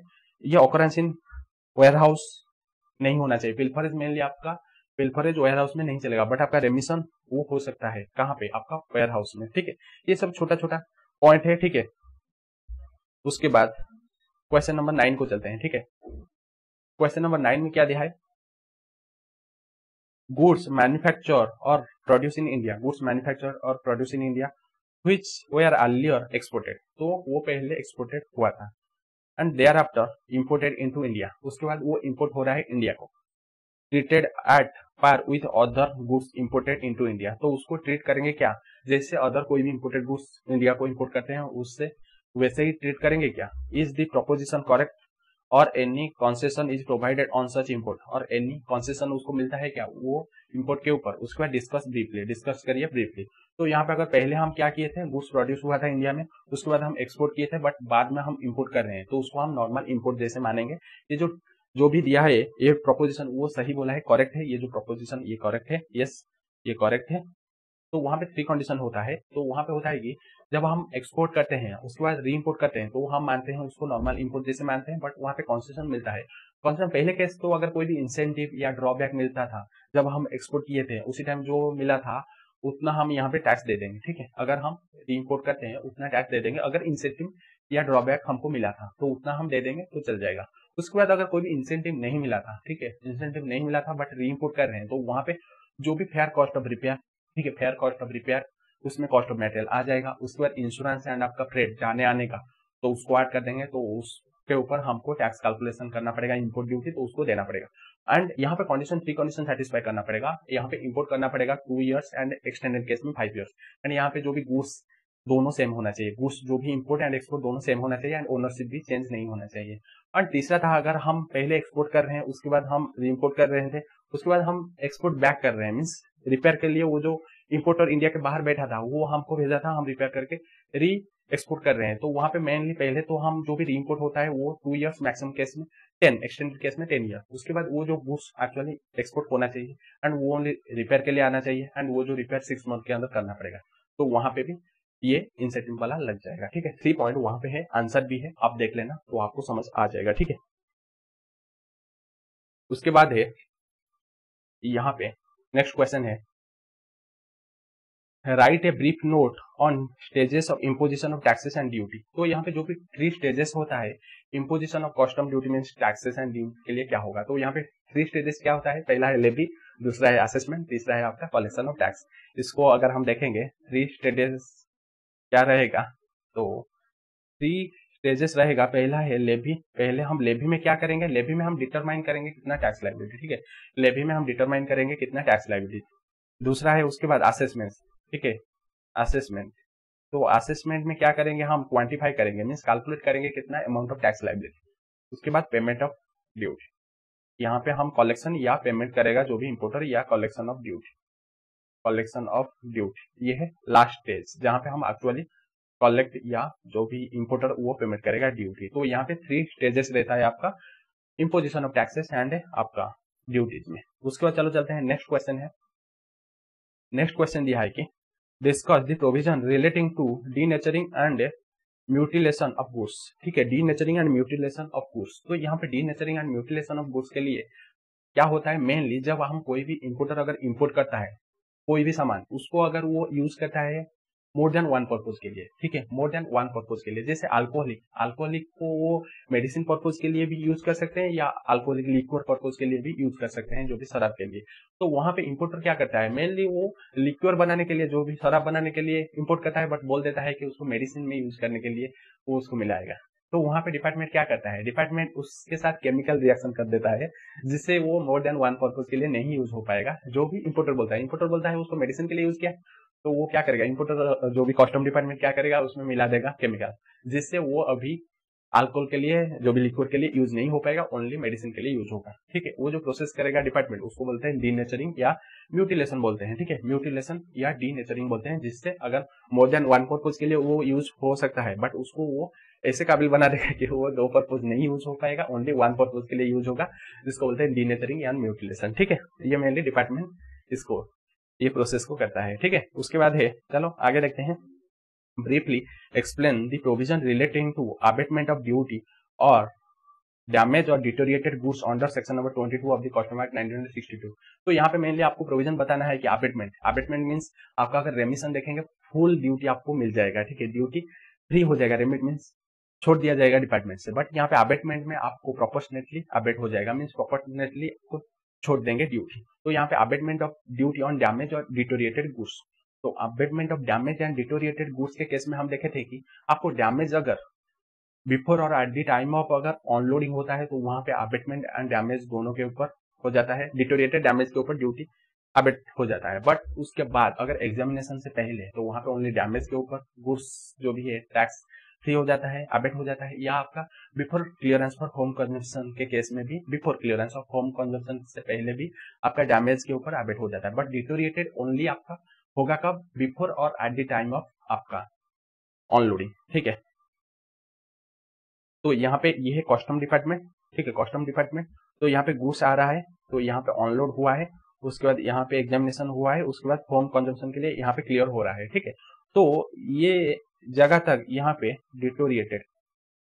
डिटोरिएटेड के लिए यहाँ पे ओनली डिटोरिएटेड एंड डैमेज के लिए अबेट होगा, ठीक है। उसके बाद है यहाँ पे एंड यहाँ पे ये जो सिचुएशन में आपको नहीं मिलेगा, डिटोरिएटेड ओनली यहाँ पे मिलेगा, उसके बाद डिटोरिएटेड के ऊपर अबेटमेंट नहीं मिलेगा। बट डैमेज कहीं भी हो सकता है, मैक्सिमम इतना तक डैमेज एंड डिटोरिएटेड तो यहाँ तक होगा, डिटोरिएटेड यहाँ तक होगा बिफोर और at the time of unloading. But आपका डैमेज ऑनलोडिंग बाद या पहले भी हो सकता है, एंड एग्जामिनेशन से पहले या बाद में हो सकता है, या आपका होम कंजम्पशन से पहले एंड बाद में तो नहीं होगा, पहले होगा आपका डैमेज के ऊपर अबेट हो सकता है, ठीक है। तो ये था आपका यहाँ पे damage and deteriorated. Damage mainly आपका बिफोर क्लियरेंस तक होम कंजम्पशन तक हो सकता है, बट डिटोरिएटेड बिफोर और एट द टाइम ऑफ ऑनलोडिंग तक, जब ऑनलोड होगा तब तक डिटोरिएटेड अगर हो जाएगा तो वहां पे अबेट होगा। बट उसके बाद डिटोरिएटेड के लिए कोई भी ड्यूटी अबेट नहीं होगा, बट आपका डैमेज के लिए हो सकता है, एंड वो डैमेज के लिए मैक्सिमम होगा कब तक, आपका before clearance for home consumption, ठीक है। उसके बाद यहाँ पे है briefly explain the following with reference to the provision of the custom act. तो यहाँ पे आपको यहाँ पे जो भी डेफिनेशन है आपको उसको बताना है, ठीक है। डेफिनेशन क्या दिया है, पहला है इंडियन कस्टम एक्ट, दूसरा है इंडिया। तो पहले इंडिया देख लेते हैं। तो इंडिया इंक्लूड्स क्या होगा, टेरिटोरी ऑफ इंडिया, जो कि 12 नॉटिकल माइल तक है, ठीक है। 12 नॉटिकल माइल तक होता है टेरिटोरी ऑफ इंडिया, उसको बोलते हैं हम India. But Indian custom water अगर देखेंगे, इंडियन कस्टम वाटर अगर देखेंगे, आपका इंडियन टेरिटोरी तो आ जाएगा, उसके बाद आपका 200 नॉटिकल माइल तक इसको हम मानेंगे इंडियन कस्टम वाटर मानेंगे, जो कि होता है एक्सक्लूसिव इकोनॉमिक जोन, EEZ जिसको बोलते हैं, ठीक है। एक्सक्लूसिव इकोनॉमिक जोन जो कि फिशिंग पर्पज के लिए यूज होता है, प्लस उसके साथ बाय हार्बर और आपका गल्फ, ये सब आ जाएगा किसमें, इंडियन कस्टम वाटर में। डेफिनेशन देखेंगे तो ये जिससे आपको समझ आ जाएगा, एंड वो प्रोविजन में हम देखेंगे, रिवीजन वीडियो में देखेंगे इसको, ठीक है। उसके बाद होता है distinguish between Indian territorial water and Indian custom water. तो यहाँ पे डिस्टिंग्विश आपको डिफरेंस बताना है कि Indian territorial water and Indian custom water. तो इंडियन कस्टम वाटर आप लोगों को पता है, Indian territorial water means territory of India आ जाएगा, प्लस 200 नॉटिकल माइल तक आ जाएगा, EEZ जिसको बोलते हैं, जो कि फिशिंग पर्पज के लिए। एंड इंडियन टेरिटोरियल वाटर, तो ये mainly territory of India up to a baseline जो भी रहता है 12 नॉटिकल माइल तक। बट ये जो इंडियन टेरिटोरियल वाटर अगर क्रॉस करेगा तो उसको हम बोलेंगे एक्सपोर्ट। अगर वो वहां पे एंटर करेगा इंडियन टेरिटोरियल वाटर तो उसको हम बोलेंगे इंपोर्ट, ठीक है। अगर ये टेरिटोरियल वाटर को क्रॉस करेगा तो वहां पे उसको इंपोर्ट एंड एक्सपोर्ट मानेंगे। उसके बाद ये जो टेरिटोरियल वाटर में अगर कोई भी स्मगलिंग करता है इम्पोर्टर कोई भी पर्सन, तो उसको अरेस्ट कर सकते हैं। उसके बाद यहाँ पे जो भी कस्टम डिपार्टमेंट वो यहाँ पे सर्च कर सकता है, स्टॉप कर सकता है, एंड कोई भी कॉन्वेंस या आपका कॉन्फिस्केट कर सकता है। ये जो इंडियन टेरिटोरियल वाटर में अगर कोई भी कॉन्वेंस या वेसल को वो कॉन्फिस्केट कर सकता है, ये जो टेरिटोरियल वाटर में, ठीक है। ये था आपका distinguish between Indian territorial water and Indian custom water, ठीक है। ये थ्योरी है, आप लोगों को पता होगा। उसके बाद क्या दिया है, right a brief note on the constitutional provision governing the levy of custom duty. तो यहाँ पे जो भी कॉन्स्टिट्यूशनल प्रोविजन है for levy of custom duty, तो कस्टम ड्यूटी लेवी करने के लिए कॉन्स्टिट्यूशनल पावर क्या है, तो कॉन्स्टिट्यूशनल पावर के लिए हम देख लेते हैं। तो ये मेनली आपका आर्टिकल नंबर 246 बोलता है, ठीक है। आर्टिकल नंबर 246, ठीक है। उसका 7 शेड्यूल, ठीक है, उसका शेड्यूल नंबर 7 है। उसमें भी 3 लिस्ट है, ठीक है। उसमें 3 लिस्ट है, लिस्ट 1, लिस्ट 2 एंड लिस्ट 3। उसमें जो 3 लिस्ट है, 3 लिस्ट का लिस्ट नंबर 1 का एंट्री नंबर 83 ये पावर देता है, ठीक है।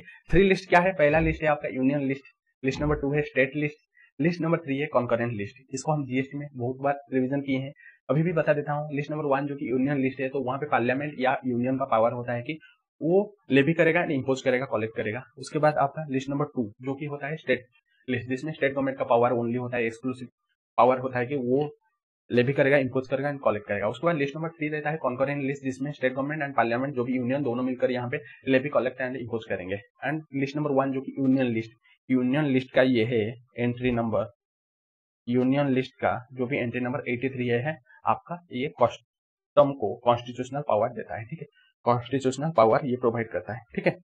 चलो उसके बाद देखते हैं यहाँ पे क्वेश्चन नंबर 16 है, examine the validity of the following statement. तो यहाँ पे एग्जामिन करना है कि ये जो validity of the following statement means ये जो स्टेटमेंट वैलिड है या इनवैलिड है। तो पहला है a beneficial owner of imported goods, एक beneficial owner of imported goods is a person on whose behalf the goods are being imported. तो एक बेनिफिशियल ओनर जो कि इंपोर्टेड गुड्स का बेनिफिशियल ओनर है, एक पर्सन जिसके बिहाफ में हम गुड्स इंपोर्ट करते हैं, सही है, ये वैलिड है क्योंकि बेनिफिशियल ओनर एक पर्सन है जिसके बिहाफ में हम गुड्स इंपोर्ट करते हैं एंड जिसका इफेक्टिव कंट्रोल रहता है ओवर द इंपोर्टेड गुड्स, ठीक है। इफेक्टिव कंट्रोल रहता है ओवर द इंपोर्टेड गुड्स, उसको बोलते हैं हम बेनिफिशियल ओनर, प्लस जिसके बिहाफ में हम गुड्स इंपोर्ट करते हैं, मीन्स वो लीगल ओनर नहीं है बट बेनिफिशियल ओनर है एंड उसका इफेक्टिव कंट्रोल भी रहेगा, ठीक है। ये वैलिड है। उसके बाद नेक्स्ट पॉइंट चलते हैं, custom area does not include a warehouse. तो custom area does not include a warehouse, ये गलत बात है, ये इनवैलिड है क्योंकि कस्टम एरिया में सब कुछ आ जाता है, ठीक है। कस्टम स्टेशन आ जाता है, कस्टम पोर्ट आ जाता है, एयरपोर्ट आ जाता है, वेयर हाउस आ जाता है, कस्टम एरिया आ जाता है, जहां पे हम import goods and export goods हम केप्ट करते हैं। बिफोर इंपोर्टेशन एंड एक्सपोर्टेशन से पहले हम इंपोर्ट के बाद जहां पे हम गुड्स सब रखते हैं, स्टोर करते हैं, उसको बोलते हैं कस्टम एरिया में, ठीक है। उसमें सब आ जाएगा आपका, कस्टम एरिया में आ जाएगा आपका custom station, custom warehouse, सब कुछ आ जाएगा, ठीक है। ये इनवैलिड है। उसके बाद custom station includes international courier terminal, yes ये वैलिड है क्योंकि कस्टम स्टेशन में आपका इंटरनेशनल कोरियर आ जाता है टर्मिनल, एंड आपका कस्टम पोर्ट आ जाता है, कस्टम एयरपोर्ट आ जाता है, एंड आपका फॉरेन पोस्ट ऑफिस भी आ जाता है। 4 चीजें आ जाएगा आपका कस्टम स्टेशन में। पहला है आपका आएगा custom port, custom airport, international courier terminal आ जाएगा एंड आपका फॉरेन पोस्ट ऑफिस आ जाएगा, सब कुछ आ जाएगा आपका कस्टम स्टेशन में, ठीक है। ये था आपका क्वेश्चन नंबर 16। उसके बाद चलो चलते हैं क्वेश्चन नंबर 17, ठीक है। क्वेश्चन नंबर 17 तो यहाँ पे है, Rock and Rock India Limited imported a consignment from USA by sea. तो यहाँ पे Rock and Rock India Limited वो इंपोर्ट कर रहा है कॉन्साइनमेंट कहाँ से, यूएसए से, by sea. The value of consignment was 7,50,000, तो उसका वैल्यू है 7,50,000 है, एंड टोटल ड्यूटी पेबल 1,50,000। तो वो mainly rock and Rock India Limited वो इंपोर्ट कर रहा है यूएसए से बाय सी, जिसका वैल्यू है 7,50,000 एंड ड्यूटी भी पेड किया है 1.5 लाख है। Company filed bill of entry for home consumption, but before inspection and clearance of home consumption, it found that the goods were damaged.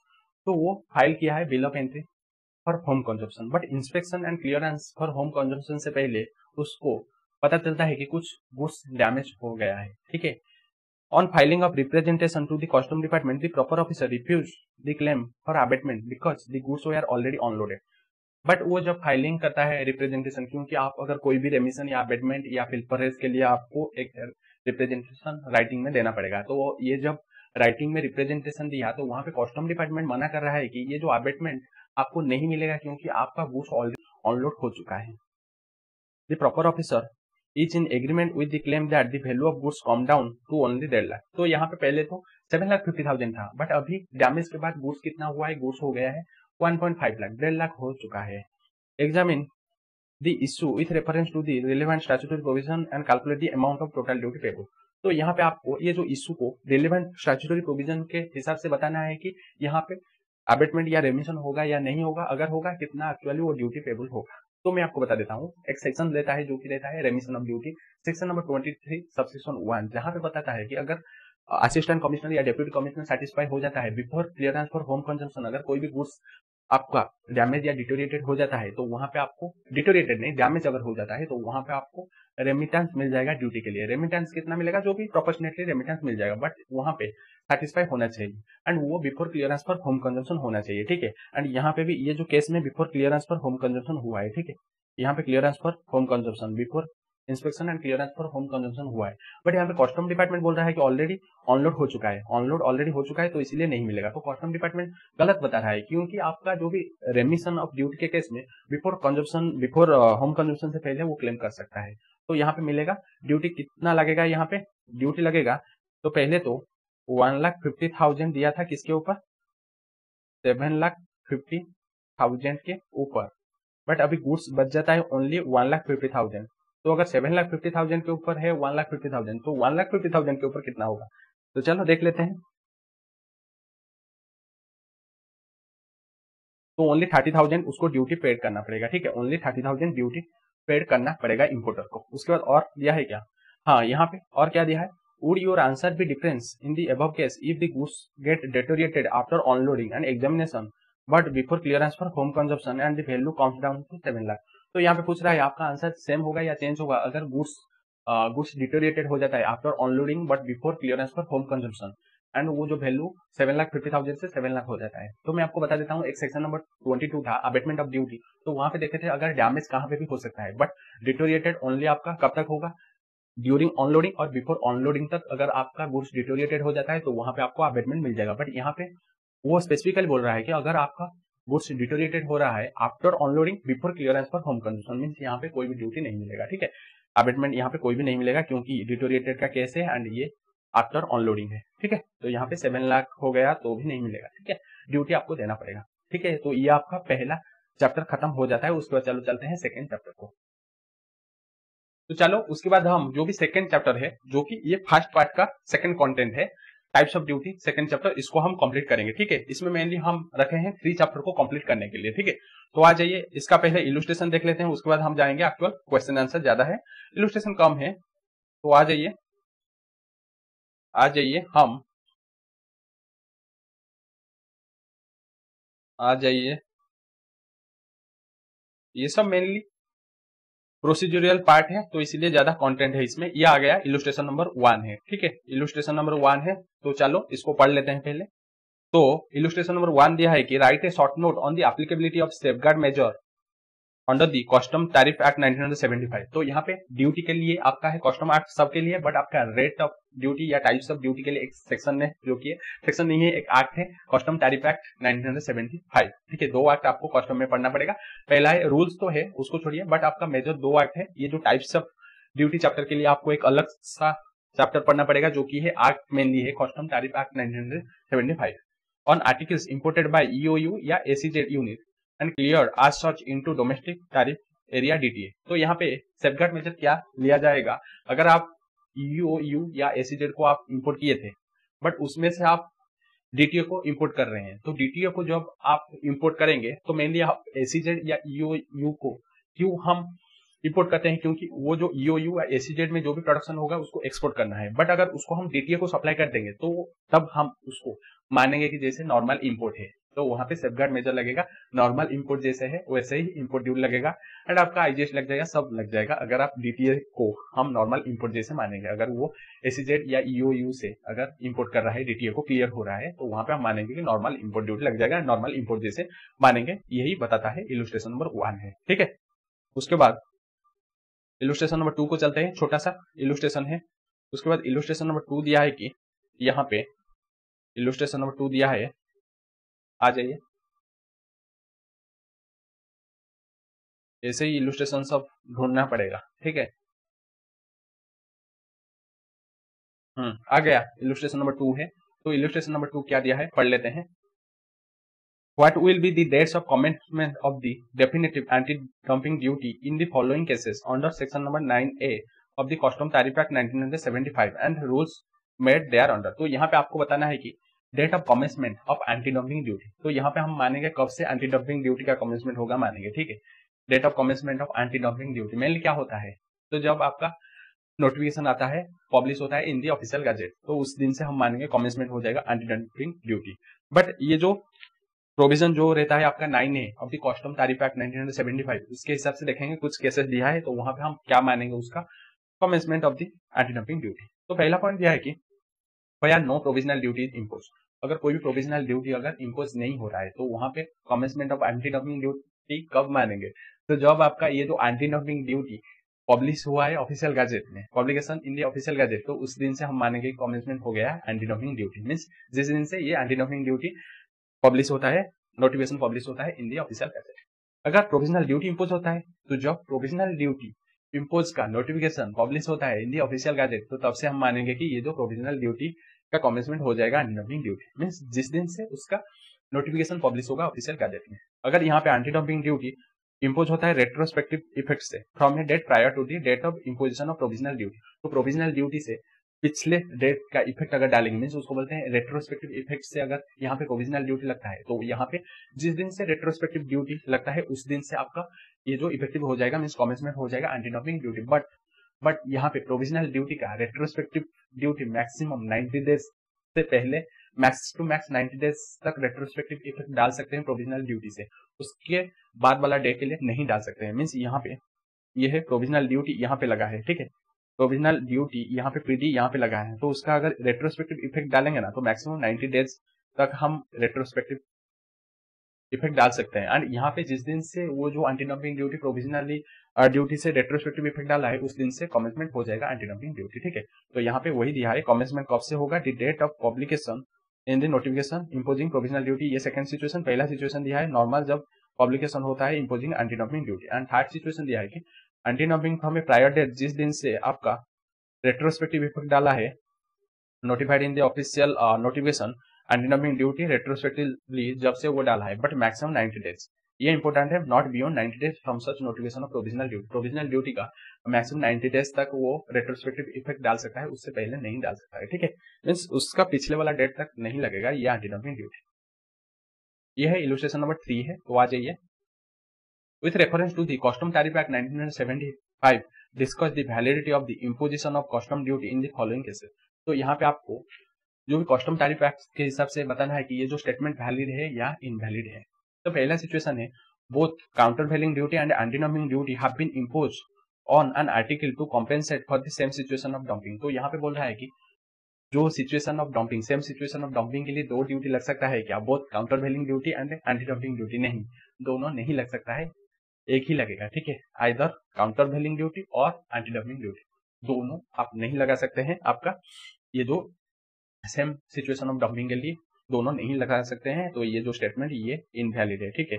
ये जो स्टेटमेंट है इनवैलिड है, ठीक है। उसके बाद चलो बी पॉइंट में देखते हैं, countervailing duty has been levied on an article for the reason that the same is exempt from duty borne by like articles when meant for consumption in the country of origin. तो यहाँ पे बोल रहा है कि counter वैलिंग यहाँ पे duty लगेगा क्या, अगर वो कोई भी आर्टिकल अगर वो एग्जेम्पशन मिल जाता है, कहाँ पे मिल जाता है, कंट्री ऑफ ओरिजिन में, मींस जिस कंट्री में वो आया था उस कंट्री में अगर एग्जेम्पशन मिल जाता है, क्योंकि उसके ऊपर एग्जेम्पशन नोटिफिकेशन है, तो इस कंट्री में हम काउंटर वैलिंग ड्यूटी लगाएंगे क्या? नहीं। अगर वो एग्जेम्पशन मिल जाता है कंट्री ऑफ ओरिजिन मींस जहाँ पे वो एग्जेम्पशन होता है प्लस वो कंजम्पशन भी जहाँ पे होता है वहां पे अगर एग्जेम्पशन मिल जाता है, तो यहाँ पे आइदर जो आपका काउंटर वैलिंग ड्यूटी और आपका कौन सा है, ये जो एंटी डंपिंग ड्यूटी, दोनों ही नहीं लगता है क्योंकि एग्जेम्पशन मिल जाता है कंट्री ऑफ ओरिजिन में, ठीक है। तो ये जो स्टेटमेंट इनवैलिड है क्योंकि यहाँ पे एग्जेम्पशन मिल जाएगा, क्योंकि वो कंट्री ऑफ ओरिजिन में एग्जेम्प्ट हो जाता है, ये लेवी नहीं होगा ये दोनों ड्यूटी। उसके बाद definitive anti dumping duty has been levied on articles imported from a member country of World Trade Organization WTO as an determination has been made in the prescribed manner that import of such articles into India threatens material injury to the indigenous industry। तो यहाँ पे ये जो statement बोल रहा है, तो ये मेनली बोलता है कि यहाँ पे एंटी डंपिंग ड्यूटी लगेगा क्या, अगर हम कोई भी आर्टिकल्स इंपोर्ट करते हैं from a member of WTO world trade organisation, and वो जो इंपोर्टेड गुड्स वो इफेक्ट मींस इंजुरी पहुंचाता है किसको, हमारा जो इंडिजिनियस इंडस्ट्री को, मींस डोमेस्टिक इंडस्ट्री को, ये अगर हार्मफुल या इंजरी पहुंचाता है तो वहां पे लग जाएगा क्या, एंटी डंपिंग ड्यूटी। यस, ये लग जाएगा। ये जो स्टेटमेंट बोल रहा है वैलिड है, क्योंकि अगर हमारा डोमेस्टिक इंडस्ट्री को कोई भी डंपिंग मींस इंजरी पहुंचाएगा तो वहां पे हम लगा देंगे आपके ऊपर एंटी डंपिंग ड्यूटी, नहीं छोड़ेंगे, ठीक है। मोदी जी है, नहीं छोड़ेंगे वो। चलो उसके बाद इलस्ट्रेशन नंबर 4 देखते हैं है क्या, आ गया ये सब नहीं है। अभी हम क्वेश्चन शुरू करेंगे, टेस्ट योर नॉलेज क्वेश्चन शुरू कर देते हैं। तो आ जाइए, पहला है with reference to section number 9AA of the custom tariff act state briefly the provisions of refund of anti dumping duty. तो यहाँ पे पूछ रहा है, यहाँ पे आपको 9AA में आपको रिफंड मिलेगा क्या, अगर आपके ऊपर एंटी डंपिंग ड्यूटी लगता है, ये रिफंड मिल जाएगा। अगर जो भी इंजरी मार्जिन है उससे अगर ज्यादा एंटी डंपिंग ड्यूटी लगाएंगे तो वहां पे रिफंड आपको मिल जाएगा, ठीक है। हम ज्यादा ड्यूटी नहीं लगाते हैं, हम जितना एक्चुअली है उतना लगाते हैं। अगर ज्यादा लग गया है तो रिफंड मिल जाएगा। बट अगर अलग कोई भी सेक्शन में अगर आपको रिफंड मिलता है, जैसे ये जो टैरिफ में 9A सबसेक्शन 2 में अगर आपको रिफंड मिलता है तो यहाँ पे रिफंड नहीं मिलेगा। एक ही जगह मीन्स इस सेक्शन में एक ही जगह मिलेगा। अगर दूसरा सिचुएशन के लिए रिफंड मिलता है जो कि 9 है सबसेक्शन 2 में, तो यहाँ पे रिफंड नहीं मिलेगा। एंड दूसरा कंडीशन है कि आपको रिफंड मिलेगा एंड आपका जो भी कंडीशन है अनजस्ट एनरिचमेंट उसको मानना पड़ेगा। रिफंड जहां पे भी मिलेगा हम देखेंगे अनजस्ट एनरिचमेंट नहीं हो रहा है ना, क्योंकि आप जिसके एक्चुअली लॉस है उसको मिलना चाहिए था। अगर आपको लॉस नहीं हुआ है तो नहीं मिलेगा, उसको बोलते हैं, हम देखेंगे जीएसटी में अच्छे से, जिसको बोलते हैं अनजस्ट एनरिचमेंट, ठीक है। बट रिफंड मिल जाएगा। एंड दो कंडीशन क्या है, एक बार अगर रिफंड मिलता है, ये जो 9 है सबसेक्शन 2 में नहीं मिलेगा, अनजस्ट एनरिचमेंट देखना पड़ेगा। ये है क्वेश्चन नंबर 1 है। उसके बाद क्वेश्चन नंबर 2 को चलते हैं। With reference to the section number 9 subsection 1 of the Custom Tariff Act 1975 mention the wage that constitutes circumvention of anti-dumping duty imposed on an articles which may warrant action by central government। तो यहाँ पे आपको section number 9 है subsection 1 में बता रहा है कि कुछ एक्शन है, अगर वो एक्शन आप लेंगे तो वहां पे आपके ऊपर लग जाएगा सर्कमवेंशन ऑफ एंटी डंपिंग ड्यूटी लग जाएगा। कौन लगाएगा? सेंट्रल गवर्नमेंट, ठीक है, सेंट्रल गवर्नमेंट लगाएगा। एक्शन क्या है?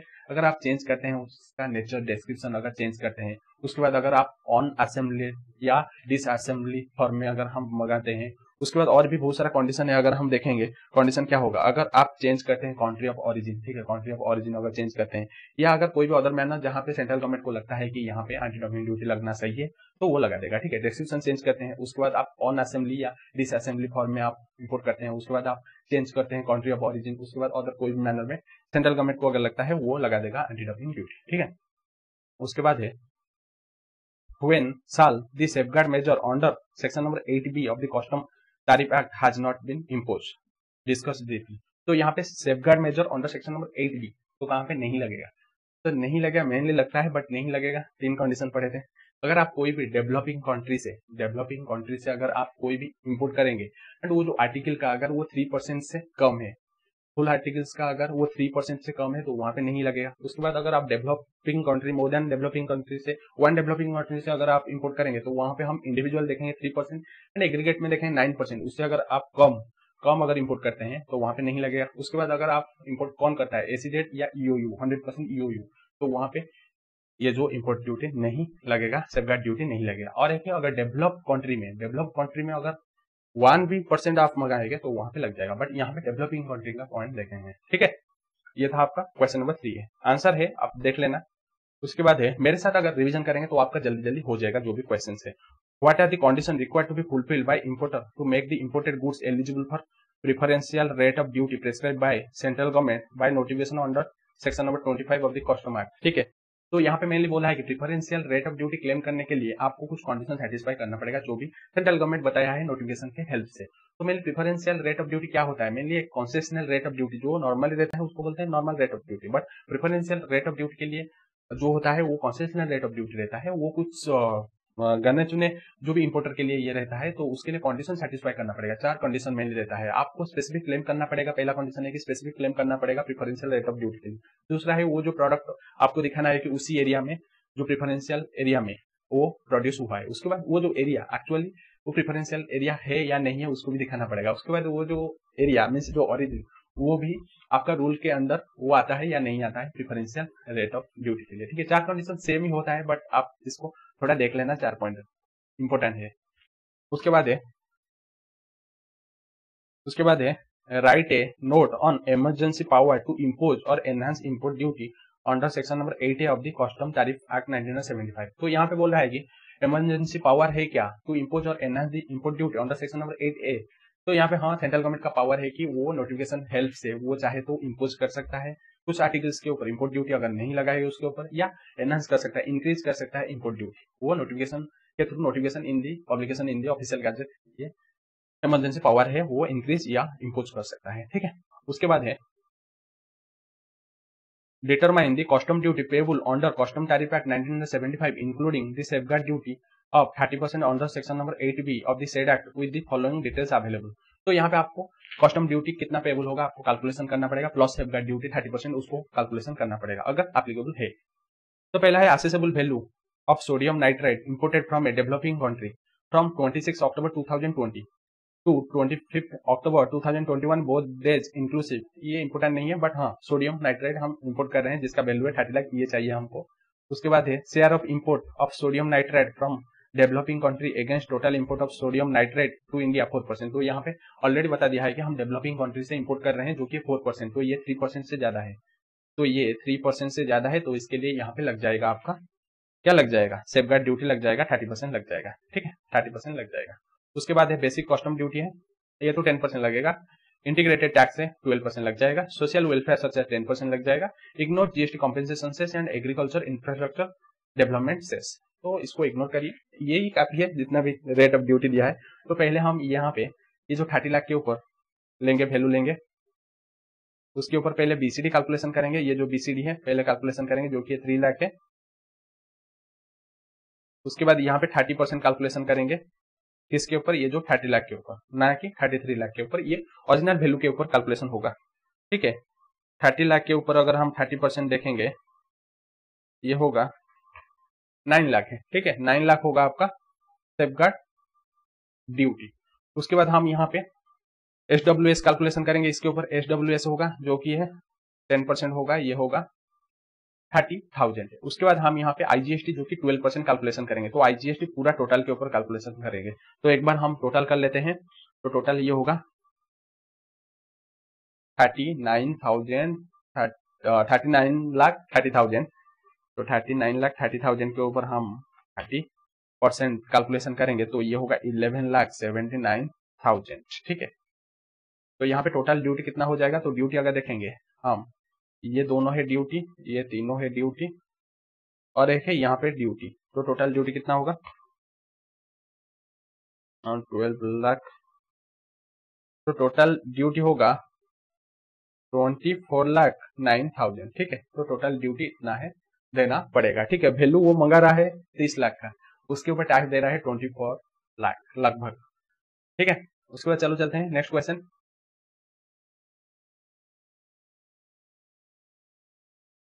Differentiate between protective duty and safeguard duty. तो पहले बता देता हूं कि ये जो सेफगार्ड ड्यूटी क्या होता है। तो सेफगार्ड ड्यूटी 3 सिचुएशन में लगता है। पहला सिचुएशन तो आपका जो भी डेवलपिंग कंट्री से अगर 3% से ज्यादा आप इंपोर्ट करेंगे, उसके बाद मोर देन 1 डेवलपिंग कंट्री में इंडिविजुअल 3% एंड एग्रीगेट में 9% देखेंगे। उसके बाद जो ईओयू 100% ईओयू या आपका एसीजेड, अगर वो क्या करते हैं, क्लियर करते हैं डीटीए को, तो वहां पे लग जाएगा। मेनली क्या करते हैं कि ये जो ईओयू या एसीजेड ये एक्सपोर्ट करते हैं इंडिया के बाहर, अगर वो डीटीए को क्लियर करेंगे, मीन सप्लाई करेंगे, तो वहां पे ये वाला लग जाएगा। 3 सिचुएशन में ये लग जाएगा। ठीक है, बट आपका प्रोटेक्टिव ड्यूटी क्या होता है, तो ये जो प्रोटेक्टिव ड्यूटी मेनली आपका जो भी टैरिफ कमीशन है, ठीक है, टैरिफ कमीशन वो किसको, सेंट्रल गवर्नमेंट को वो रिकमेंड करेंगे कि अगर इंडस्ट्री का जो भी डोमेस्टिक इंडस्ट्री का प्रोटेक्शन के लिए वो रिकमेंड करेंगे किसको, सेंट्रल गवर्नमेंट को।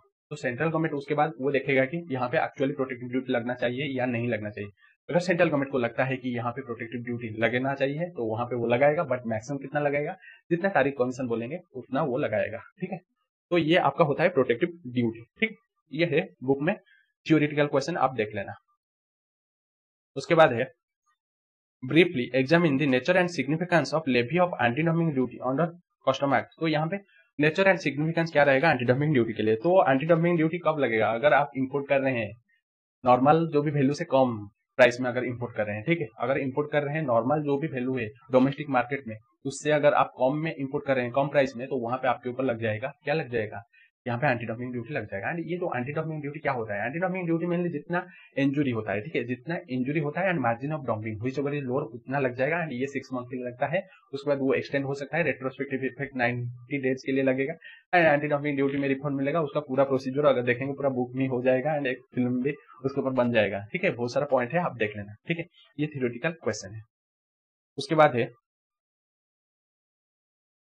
chain of industries has challenged the imposition of anti-dumping duty retrospectively on the ground that it is unconstitutional. Explain whether it would succeed in the contention. तो यहाँ पे चेन टॉप इंडस्ट्री वो challenge कर रहा है जो भी डिपार्टमेंट के अगेंस्ट है, क्योंकि वो बोल रहा है कि एंटी डंपिंग ड्यूटी यहाँ पे रेट्रोस्पेक्टिव इफेक्ट से नहीं लगता है क्योंकि ये अनकॉन्स्टिट्यूशनल, तो इसलिए ये नहीं लगेगा रेट्रोस्पेक्टिव इफेक्ट से। बट हम प्रोविजन देखे आए हैं, अभी भी मैं बताया हूँ कि आपका ये जो एंटी डंपिंग ड्यूटी ये रेट्रोस्पेक्टिव इफेक्ट लगा सकता है एंड मैक्सिमम 90 डेज तक वो ये जो डिपार्टमेंट लगा सकता है। तो यहाँ पे ये जो चेन ऑफ इंडस्ट्री जो बोल रहा है वो गलत बोल रहा है, क्योंकि वो इफेक्ट है कॉन्स्टिट्यूशनल है कि 90 डेज रेट्रोस्पेक्टिव इफेक्ट मैक्सिमम लगा सकता है। ठीक है, लगा सकता है, कोई दिक्कत नहीं है। उसके बाद चलो आगे चलते हैं। यहाँ पे है determine the total duties payable under custom act if Mr. Rao imported rubber from Malaysia at landed price exclusive of duties is 25 lakh. तो यहाँ पे हम डिटरमाइन करेंगे कि टोटल ड्यूटी कितना पेबल होगा अगर यहाँ पे कस्टम एक्ट में अगर मिस्टर राव वो इंपोर्ट कर रहा है रबर मालेशिया से एंड उसका लैंडेड प्राइस मींस उसका जो भी प्राइस ओनली उसमें ड्यूटीज एंड टैक्सेस नहीं इंक्लूड हुआ है, एक्सक्लूसिव जो भी ड्यूटीज एंड टैक्सेस है लैंडेड प्राइस उसको बोलते हैं 25 लाख है। It has been notified by the central government that the share of imports of rubber from the developing country against total imports to India exceed 5%। तो यहाँ पे सेंट्रल गवर्नमेंट उसको बोलता है कि आप जो भी रबर इंपोर्ट कर रहे हैं मालेशिया से तो टोटल आपका जितना इंपोर्ट है उसका 5% है, मीन्स ये 3% से ज्यादा है। तो यहाँ पे सेफगार्ड ड्यूटी लग जाएगा। सेफगार्ड ड्यूटी मेनली क्वेश्चन में अगर दिया होगा तो वो परसेंटेज लगेगा, नहीं तो हम 30% अजम्पशन लेते हैं कि सेफगार्ड ड्यूटी लग जाएगा। ठीक है, तो ये 5% एक्सपोर्ट इंपोर्ट कर रहा है तो इसलिए यहाँ पे सेफगार्ड ड्यूटी लग जाएगा, 3% से ज्यादा है। सेफगार्ड ड्यूटी ऑलरेडी नोटिफाइड दे दिया है कि 30%, आईजीएसटी जो भी ड्यूटी है ये टैक्स है 12% है एंड बीसीडी यहाँ पे 10% है एंड इग्नोर करेंगे कि agriculture infrastructure and development cess यहाँ पे इग्नोर करेंगे। ठीक है, तो वैसे ही है जैसे हम प्रीवियस क्वेश्चन किए थे, ये वाला प्रोविजन है यहाँ पे 25 लाख आ जाएगा। ठीक है, यहाँ पे 25 लाख आ जाएगा और कोई भी डिफरेंस नहीं है, तो 25 लाख आ जाएगा। उसके बाद इसके ऊपर 10% हम कैलकुलेशन करेंगे बीसीडी 10% कैलकुलेशन करेंगे। उसके बाद यहाँ पे सेफगार्ड ड्यूटी एसडी लग जाएगा, यहाँ पे 30% है एंड ये 25 लाख के ऊपर लग जाएगा 30%। उसके बाद एडब्ल्यूएस लग जाएगा, ये जो बीसीडी का 10% लग जाएगा, क्वेश्चन में दिया होगा तो वो लेंगे, नहीं तो 10% लेंगे। उसके बाद आईजीएसटी, ये जो टोटल अमाउंट के ऊपर आईजीएसटी लग जाएगा। ठीक है, ये जो टोटल अमाउंट के ऊपर आईजीएसटी लग जाएगा जो भी क्वेश्चन में 12% दिया है। ठीक है, उसके बाद है क्वेश्चन नंबर 11 जो कि लास्ट क्वेश्चन इस चैप्टर का। आ जाइए। During the year 2021 the customs authorities have noticed that there is an increased quantity of product XYZ being imported into country। तो यहाँ पे ड्यूरिंग द ईयर 2021 यहाँ पे कस्टम अथॉरिटी नोटिस कर रहा है कि यहाँ पे increase quantity of product XYZ वो इंपोर्ट हो रहा है इनटू द कंट्री, इंडिया को इंपोर्ट हो रहा है ज्यादा। कौन सा प्रोडक्ट है? Product XYZ। Determine whether the central government should consider levying safeguard duty और anti dumping duty with appropriate reason. कौन सा ड्यूटी यहाँ पे वो इंपोज कर सकता है? सेफगार्ड ड्यूटी और एंटी डंपिंग ड्यूटी।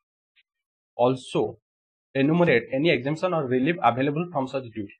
तो यहाँ पे आपको भी बताना है कुछ एग्जेम्पशन या रिलीफ अवेलेबल है क्या उस ड्यूटी का। तो यहाँ पे बता देता हूँ कि अगर आप इंक्रीज क्वांटिटी में इंपोर्ट करते हैं तो वहां पे लग जाएगा सेफगार्ड ड्यूटी। ठीक है, सेफगार्ड ड्यूटी लग जाएगा यहाँ पे सेफगार्ड ड्यूटी लग जाएगा। यहाँ पे एंटी डंपिंग ड्यूटी नहीं लगेगा, क्योंकि एंटी डंपिंग ड्यूटी जब लगता है कहाँ पे, जब आप कोई भी इंपोर्ट करते हैं जो भी नॉर्मल मार्केट प्राइस से अगर लोअर प्राइस में अगर आप इंपोर्ट करेंगे तो वहां पे लग जाएगा ये जो एंटी डंपिंग ड्यूटी। बट आपका सेफगार्ड ड्यूटी यहाँ पे लग जाएगा क्योंकि आप इंक्रीज क्वांटिटी में इंपोर्ट कर रहे हैं। उसके बाद रिलीफ क्या मिलेगा? वही 4 पॉइंट रिलीफ मेनली मिलता है। पहला है 3% डेवलपिंग कंट्री से अगर इंपोर्ट कर रहे हैं, उससे कम तो नहीं लगेगा। 9% अगर more than 1 developing country and individual 3%। उसके बाद अगर 100% ईओयू या एसीजेड अगर इंपोर्ट कर रहे हैं तो वहां पे नहीं लगेगा। उसके बाद अगर गवर्नमेंट कोई भी क्या देगा, एग्जाम्पशन देगा, तो वहां पे नहीं लगेगा। तो यहाँ पे आपका ये जो चैप्टर खत्म हो जाता है। उसके बाद चलो चलते हैं नेक्स्ट चैप्टर। ठीक है, तो चलो उसके बाद जो भी आपका चैप्टर नंबर 3 इसको हम कंप्लीट करेंगे। ठीक है, चैप्टर नंबर 3 क्या है? Classification of imported and export goods. तो चलो इसका पहले इलुस्ट्रेशन कंप्लीट करेंगे, उसके बाद हम जाएंगे क्वेश्चन के तरफ। ठीक है, आ जाइए। यहाँ पे मेनली रूल्स के बारे में दिया है, क्लासिफिकेशन के बारे में दिया है। ये सिंपल है एंड इजी भी है। तो पहला इलुस्ट्रेशन यहाँ पे है, तो आ जाइए हम इलुस्ट्रेशन नंबर 1 पहले शुरू करेंगे एंड कंप्लीट करेंगे। तो यहाँ पे दिया है कि briefly explain the standard unit of quantity. तो यहाँ पे एक्सप्लेन करना है कि standard unit of quantity with reference to the first schedule of the custom tariff act 1975। तो यहाँ पे बताना है कि स्टैंडर्ड यूनिट ऑफ क्वांटिटी क्या है। तो स्टैंडर्ड यूनिट ऑफ क्वांटिटी एक यूनिट ऑफ मेजर। ठीक है, एंड ये कहाँ पे रहता है? ये रहता है third column of schedule number 1। Schedule number 1 का थर्ड कॉलम में रहता है एंड ये मेनली कलेक्शन, कंपैरिजन एंड आपका क्वांटिफाई ऑफ स्टैटिस्टिक डाटा के लिए। ठीक है, स्टैटिस्टिक डाटा के लिए हम इसको यूज करते हैं, क्लासिफिकेशन, कलेक्शन एंड आपका एनालिसिस ऑफ स्टैटिस्टिक डाटा के लिए। एंड उसका जो भी एब्रिविएशन हम लेते हैं, एब्रिविएशन के हिसाब से उसको इंडिकेट करते हैं। जैसे सीसी, सीसी क्या रहता है? सीसी जैसे क्यूबिक सेंटीमीटर रहता है। उसके बाद आपका सीएम रहता है, जैसे सेंटीमीटर रहता है, जी ग्राम रहता है, उसके बाद एमटी मेट्रिक टन रहता है। ठीक है, ये मेनली एक यूनिट ऑफ मेजर है। ठीक है, सिंपल सा क्वेश्चन था। Standard unit of quantity means unit of measure एक है। ठीक है, उसके बाद चलो चलते हैं इलुस्ट्रेशन नंबर 2 को चलते हैं। इलुस्ट्रेशन नंबर 2 यहाँ पे दिया है, तो यहाँ पे दिया है कि इलुस्ट्रेशन नंबर 2 है, right a brief note on rule number 1 of rules of interpretation of the first schedule to custom tariff act 1975। तो यहाँ पे रूल नंबर 1 ऑफ इंटरप्रिटेशन बताना है। तो rule number 1 mainly title of chapter, section and subsection का title बताता है, means ease of reference के लिए इसको यूज करेंगे। एंड क्लासिफिकेशन ऑफ चैप्टर, सब chapter and section, sub section के लिए आपको रेफर करना पड़ेगा रूल नंबर 2 से रूल नंबर 9 तक। ठीक है, ये मेनली रूल नंबर 1 है titles of chapter, section, sub section के लिए एंड ईज ऑफ रेफरेंस के लिए। ठीक है, एंड इसका क्लासिफिकेशन के साथ कोई भी यूज नहीं है। ठीक है, ये है रूल नंबर 1 बताता है। ठीक है, उसके बाद चलो चलते हैं इलस्ट्रेशन नंबर 3 को चलते हैं।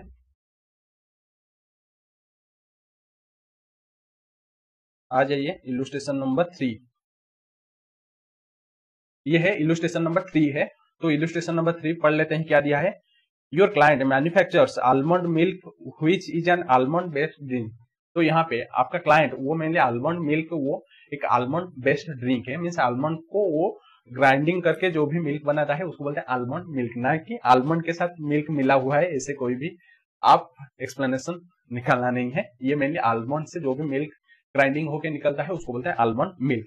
The manufacturing process of almond milk is as follows. तो आपको भी बता दिया है मैन्युफैक्चरिंग प्रोसेस क्या है। तो पहले सिलेक्शन होगा हाई क्वालिटी कैलिफोर्निया आलमंड। तो आप लोगों को पता होगा कैलिफोर्निया मोस्ट फेमस आलमंड जो कि इंडिया में ज्यादा यूज होता है। तो वो पहले high quality California almond selection करेंगे, उसके बाद बैलेंसिंग करेंगे, बैलेंसिंग आलमंड्स रोस्टिंग करेंगे एंड ग्राइंडिंग करेंगे इनटू पेस्ट। तो उसको हम बैलेंसिंग करके मींस ग्राइंडिंग करेंगे। उसके बाद थर्ड में क्या बोला है, आलमंड पेस्ट को हम ब्लेंड करेंगे with other ingredients like RO water and salt, vitamin and minerals. तो जो भी आलमंड पेस्ट है उसके साथ हम वाटर, जो कि आरओ वाटर रहता है, सॉल्ट रहता है, विटामिन रहता है एंड आपका मिनरल्स, उसके साथ हम ग्राइंड करके हम रोस्ट करेंगे एंड उसको ब्लेंड करेंगे, मींस मिलाएंगे। उसके बाद sterilisation of mixture by ultra high temperature processing. उसके बाद हम स्टेरिलाइजेशन करेंगे। स्टेरिलाइजेशन मीन उसको सुखाएंगे, हाई टेम्परेचर में हम उसको सुखाएंगे। उसके बाद होमोजिनेशन, होमोजिनेशन में क्या करेंगे, उसको पीस करेंगे, मींस पैकिंग के लिए सब प्रोसेसिंग रहता है, मैन्युफैक्चरिंग प्रोसेस रहता है। उसके बाद हम उसको पैकेजिंग करेंगे इन ए सेप्टिक पैकेज। ठीक है, सेप्टिक पैकेज में हम उसको पैकेजिंग करेंगे। ये मेनली प्रोसेस ऑफ प्रोडक्ट में ऐसे ही प्रोसेस रहता है। चलो, आज पर the rate notification for goods issued under GST following entries are relevant. तो चलो हम देख लेते हैं नोटिफिकेशन में एंट्री। ये मेनली रेट 12% दे दिया है, रेट 18% दे दिया है। तो चलो रेट में क्या क्या आ जाता है। तो यहाँ पे 3 एंट्री आता है, entry number 41, entry number 48 and entry number 50। And उसका हेडिंग क्या रहता है, ये है 2009 है, जिसमें हम fruit juice including grape, must and vegetables ये सब रहता है, on fermented and not containing added spirit, whether और नॉट कंटेनिंग एडेड शुगर, ये मेनली हेडिंग सब रहता है। ठीक है, ये इतना इंपॉर्टेंट नहीं है। उसके बाद 2220 एंड 9920 में fruit pulp and fruit juice mainly best drinks. तो ये मेनली ड्रिंक्स एक होता है। उसके बाद है 2220 9930 में बिवरेजेस कंटेनिंग मिल्क। तो यहाँ पे जो भी बिवरेजेस ड्रिंक्स उसके साथ मिल्क कंटेंट है। उसके बाद एंट्री नंबर 18 है। ठीक है, एंट्री नंबर 18 है, जहां पे एक ही एंट्री आता है, जो भी रेट रहता है 18%, उसमें एक ही एंट्री रहता है 24A, जहां पे आ जाता है 2220 9100 और एक रहता है 2220 9990। ठीक है, इसमें क्या आता है, other non alcoholic beverages and other than tender coconut water. ठीक है, ये mainly other non alcoholic beverages है एंड इसमें कोकोनट वाटर नहीं है। ठीक है, तो चलो ये मेनली दे दिया है हेडिंग। क्वेश्चन बहुत लंबा है बट आंसर बहुत ही ईजी है। ठीक है, बहुत ही ईजी है। बहुत सारे टीचर यहाँ पे डाउट होता है एंड वो नहीं समझाते हैं, बोल देते हैं कि ये नहीं आएगा एग्जाम में, बट अगर इसका आंसर देखेंगे बहुत ईजी है, अगर आप समझ लेंगे, सिंपल है, कुछ भी नहीं है। आप पहले पढ़ लीजिए, उसके बाद मैं आपको समझा दूंगा। Your client is confuse with the correct classification. Client भी कंफ्यूज हो जाएगा, आप कंफ्यूज हो जाते हैं तो क्लाइंट को कंफ्यूज होना ही है। अब correct classification of almond milk under GST. तो यहाँ पे करेक्ट क्लासिफिकेशन बताना है। करेक्ट क्लासिफिकेशन क्या है, रेट बताना है कि कौन सा रेट लगेगा, 12% लगेगा या 18% लगेगा, तो आपको बताना है। ठीक है, he has approach you for your opinion so as to enable him discharge the tax correctly। तो आपको ये अप्रोच कर रहा है कि आप बताना है कि कौन सा रेट उसके ऊपर लगेगा। फॉलोइंग एडिशनल इन्फॉर्मेशन भी दे दिया है जो कि रिलेवेंट है, इंपॉर्टेंट है। As per the first schedule of the custom tariff act 1975 the following entries of chapter number 20, 22 and 8 are relevant. तो यहाँ पे 3 चैप्टर का डिटेल्स दे दिया है। मेनली चैप्टर में क्या रहता है, तो चैप्टर में आपका टैरिफ आइटम रहता है एंड उसका डिस्क्रिप्शन रहता है। तो यहाँ पे 3 चैप्टर है, chapter number 20, chapter number 22, chapter number 8 है। तो पहले चैप्टर नंबर 22 यहाँ पे है एंड यहाँ पे preparation of vegetables, fruit, nuts और अदर पार्ट्स ऑफ प्लांट्स दे दिया है चैप्टर नंबर 20 में। एंड इसमें टैरिफ आइटम दे दिया है, डिस्क्रिप्शन ऑफ गुड्स दे दिया है।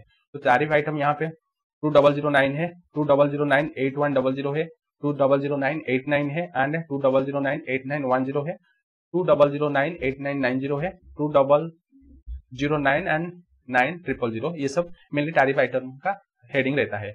एंड 2009 में मेनली फ्रूट जूस रहता है and vegetable juice unfermented and not containing added sugar, whether और नॉट कंटेनिंग एडेड शुगर। उसके बाद उसमें भी आ जाएगा juice of any other single fruit और वेजिटेबल्स। उसके बाद cranberry, vaccinium, macrocarpon and vaccinium oxycoccos, vaccinium vitis, idaea या जूस, ये सब आ जाएगा। उसके बाद अदर्स, यहाँ पे आ जाएगा mango, other mixture of juices, ये सब चैप्टर नंबर 20 में आ जाता है। मेन चैप्टर नंबर 20 क्या होता है, तो चैप्टर नंबर 20 मेनली रहता है आपका यहाँ पे प्रिपरेशन ऑफ वेजिटेबल्स फ्रूट्स आ जाएगा, ठीक है, nuts preparation vegetables and fruits आ जाएगा।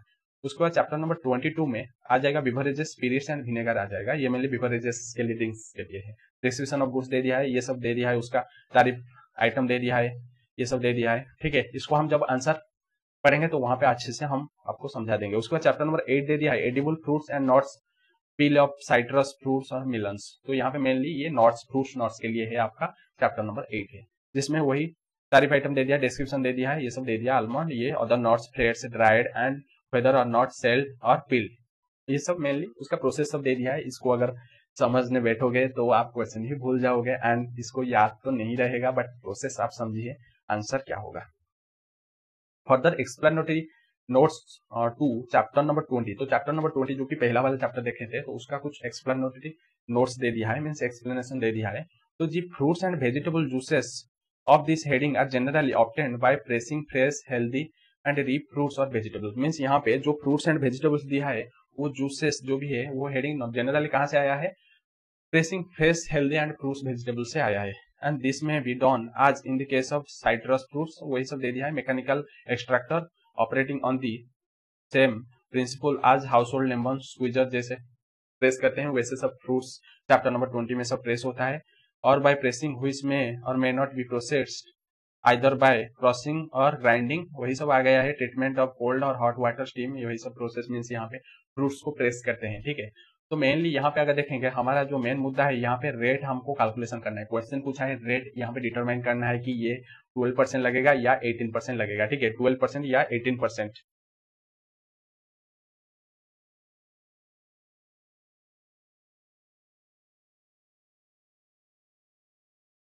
तो यहाँ पे 12% और 18%, तो 12% 18% के लिए हम देखेंगे यहाँ पे कौन सा हेडिंग कवर हुआ है। तो यहाँ पे हेडिंग अगर देखें, entry number 41 and entry number 48 and entry number 50 यहाँ पे कवर हुआ है। एंड यहाँ पे एंट्री नंबर 24 जो कि है 2220911122209991। तो ये जो सब एंट्री ये कहाँ पे आता है, हमको यहाँ पे ढूंढना है कि ये कौन सा चैप्टर में आता है। अगर पहले देखेंगे, ये है एंट्री नंबर 21, छोड़िए, ये 2009 ये है, 2009 ये है, ये एक हो गया है। उसके बाद क्या दिया है, 22209920, तो 2220 यहाँ पे नहीं है, ये सब 2009 है, तो हमको 2220 ढूंढना है। तो यहाँ पे ये 2220, ठीक है।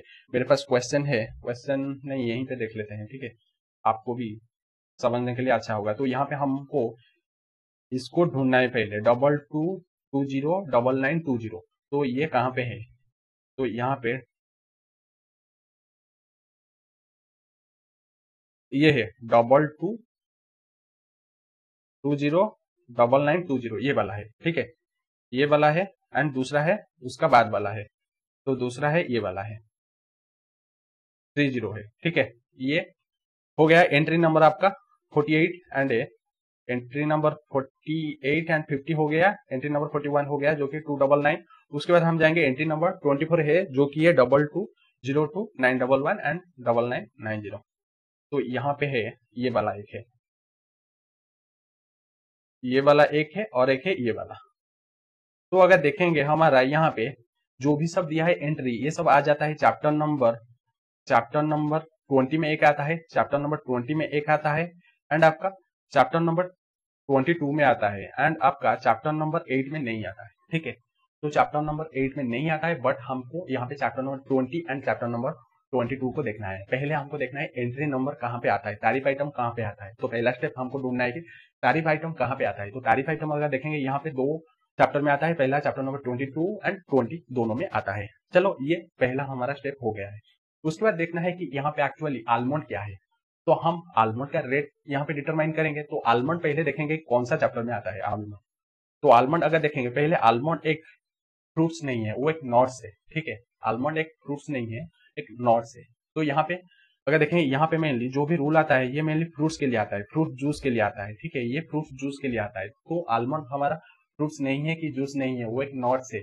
तो इसलिए अगर हम कॉमन पार्लियंस रूल्स देखेंगे, कॉमन पार्लियंस रूल, तो वहां पे हम जो भी उसका एग्रीगेशन देखेंगे, जो भी स्पेसिफिक प्रोडक्ट का जो भी हेडिंग है उसको मानेंगे। तो यहाँ पे आलमंड अगर देखेंगे ये नॉट्स है, तो नॉट्स के लिए यहाँ पे अगर देखेंगे, नॉट्स आपका यहाँ पे कवर हो जाता है चैप्टर नंबर 8 का, जो ये है 0820, जो कि है other nuts fresh dried, and यहाँ पे भी आलमंड आ जाता है, ठीक है। यहाँ पे आपका ये चैप्टर में आ जाता है, ठीक है। तो ये चैप्टर में आ जाता है। पहले तो हमारा रूल जो चैप्टर नंबर 20 नहीं है, तो चैप्टर नंबर 20 को हमको यहाँ से हटाना है, ठीक है। चैप्टर नंबर 20 से यहाँ से हमको हटाना है, नहीं देखना है। उसके बाद हम जाएंगे चैप्टर नंबर 8 में, तो ये रेट नहीं आता है। चैप्टर नंबर 8 में तो रेट नहीं आता है, क्योंकि ये जो तारीफ आइटम नहीं आता है, तो हमको देखना पड़ेगा चैप्टर नंबर 22, क्योंकि चैप्टर नंबर 22 में ही हमारा रेट छुपा हुआ है। तो चैप्टर नंबर 22 में देखेंगे, यहाँ पे चार पॉइंट है, बट ये दोनों एक ही है, क्योंकि एक ही हेडिंग के अंदर आता है। तो यहाँ पे अगर देखेंगे 3, ये 1 है, ये 2 है, एंड यहाँ पे 3 है। तो यहाँ पे 3 तारीफ आइटम दिया है, इसमें से हमको चूज करना है। पहले है ये वाला पहला आया था 2220 9920, ये है फ्रूट पल्प और फ्रूट जूस बेस्ट ड्रिंक। तो पहले तो आलमंड ड्रिंक जो है वो एक फ्रूट पल्प नहीं है या फ्रूट जूस नहीं है, तो वो आलमंड मेनली एक नट्स है, तो इसलिए यहाँ पे तो नहीं आएगा। तो यहाँ पे तो नहीं आएगा। दूसरा है यहाँ पे बिवरेजेस कॉन्टेनिंग मिल्क, तो मिल्क तो उसमें नहीं आएगा, वो मेनली आलमंड का मिल्क है, जो भी पेस्ट होता है, ग्राइंडिंग होता है, तो इसलिए यहाँ पे तो नहीं आएगा। बाकी जो भी बचा ये दोनों कॉम्बो, तो इसमें आ जाएगा, जो कि अदर नॉन अल्कोहलिक बियर, तो अदर नॉन अल्कोहलिक बियर में आ जाएगा आपका। एंड इसका रेट अगर देखेंगे कहाँ पे आता है, इसका अगर रेट देखेंगे, ये आ जाता है आपका ये वाला आ जाता है, ये दोनों में आ जाता है, जो कि रेट है 18%। तो यहाँ पे रहेगा, इसके ऊपर रेट रहेगा 18%, ठीक है। रेट रहेगा 18%। तो इसका अगर प्रोसेस देखेंगे, पहला स्टेप में हम देखेंगे कि ये जो तारीफ आइटम कौन सा चैप्टर में जाता है, पहले सेग्रीगेशन कर लेना है। तो यहाँ पे हम देखे हैं जो chapter number 20 and chapter number 22, but chapter number 20 में ये नहीं आता है, आलमंड एक फ्रूट नहीं होता है, नट्स होता है, तो इसलिए हम चैप्टर नंबर 8 देखें। बट चैप्टर नंबर 8 में कोई भी यहाँ पे नहीं कवर होता है तारीफ आइटम, तो इसलिए हम देखे हैं चैप्टर नंबर 22। उसमें देखेंगे कि कुछ आपका रहता है 22 में चैप्टर में देखे हैं आइटम में कुछ था आपका फ्रूट पल्प और फ्रूट जूस, जो कि नहीं कवर होता है, फ्रूट जूस नहीं है, वो एक नट्स है। उसके बाद मिल्क कॉन्टेनिंग मिल्क वाला वो नहीं हुआ। बाकी बचा जो other non alcoholic beer and other जो भी है उसके अंदर आ जाता है, जो कि 18%, ठीक है। क्वेश्चन बहुत बड़ा है, बट आंसर 3 स्टेप में हो जाएगा आपका। अगर आप देखेंगे इसको, मैं जैसे बताया हूँ वैसे स्टेप में अगर आप इसको सॉल्व करेंगे तो आपका ये इजी से सॉल्व हो जाएगा, दिक्कत नहीं होगा, ठीक है। ये थोड़ा बड़ा क्वेश्चन था, आंसर बड़ा नहीं है, बट इसीलिए आपको थोड़ा समझाना पड़ा ज्यादा। उसके बाद चलो देखते हैं test your knowledge. Briefly explain the provision of rule number 2 subsection A of the rules of interpretation of first schedule to the Custom Tariff Act 1975 on classification of incomplete or unfinished article। तो यहाँ पे कैसे classification करेंगे incomplete या unfinished article, तो इसके लिए हमको देखना पड़ेगा रूल नंबर 2। तो रूल नंबर 2 में हम देखे थे अगर इनकम्प्लीट है या अनफिनिश्ड है, तो वहां पे हम उसको क्लासिफिकेशन करेंगे on the basis of finished product या कंप्लीट प्रोडक्ट, ठीक है। उसके बाद अगर वो ऑन असेंबली प्रोडक्ट या डिसअसेंबली प्रोडक्ट, तो वहां पे हम देखेंगे जो भी असेंबली है या असेंबली प्रोडक्ट जो है मेन प्रोडक्ट है, उसी हिसाब से वहां पे क्लासिफिकेशन करना पड़ेगा। ऑन असेंबली या आपका डिसअसेंबली के केस में आपको देखना पड़ेगा जो असेंबली है फिनिश है उसके हिसाब से यहाँ पे सेग्रीगेशन करना पड़ेगा, क्लासिफिकेशन करना पड़ेगा। अगर अनफिनिश्ड एंड आपका अनकम्प्लीट है, तो वहां पे हम देखेंगे जो भी कंप्लीट या फिनिश प्रोडक्ट के हिसाब से, आर्टिकल के हिसाब से उसको हम क्लासिफिकेशन करेंगे, ठीक है। ये बताता है। उसके बाद और क्या बताता है यहाँ पे, question number 2, what is the purpose of including general rules of interpretation of first schedule in tariff act? Do they form part of tariff schedule? Explain the Akin rules of interpretation। तो यहाँ पे general rules of interpretation means हम यहाँ पे rule number 1 रहता है आपका ease of doing के लिए, मीन्स वहां पे तारीफ देता है, बट आपका जो भी बाकी वाला जो भी रूल्स है वहां पे हम क्लासिफिकेशन करेंगे। एंड उसके बाद अगर आपका रूल नंबर 1 तो नहीं होता है, 2, 3 में अगर आप क्लासिफिकेशन नहीं कर पाते हैं, उसके बाद रूल नंबर 4 को हमको रेफर करना पड़ेगा, जो भी होता है एकिन रूल। एकिन रूल क्या होता है, जो most similar, Eakin means most similar. अगर आप कोई भी रूल के हिसाब से क्लासिफिकेशन नहीं कर पाते हैं, तो वहां पे मोस्ट सिमिलर और लाइक प्रोडक्ट के हिसाब से आपको यहाँ पे क्लासिफिकेशन करना पड़ेगा। आर्किन rule means most similar product. ठीक है, ये था क्वेश्चन नंबर 2 है। उसके बाद हम जाएंगे और क्वेश्चन नंबर 3 में क्या पूछा है, right a note on project import. तो प्रोजेक्ट इंपोर्ट आप लोगों को पता होगा, जब हम हाई मशीनरी जैसे हम प्रोजेक्ट इरिगेशन या पावर प्लांट या कोई भी हाई प्रोडक्ट इंपोर्ट करते हैं तो वहां पे हम उसका जो भी इनिशियल कॉस्ट हाई हो जाएगा क्योंकि ड्यूटी भी हाई लग जाएगा।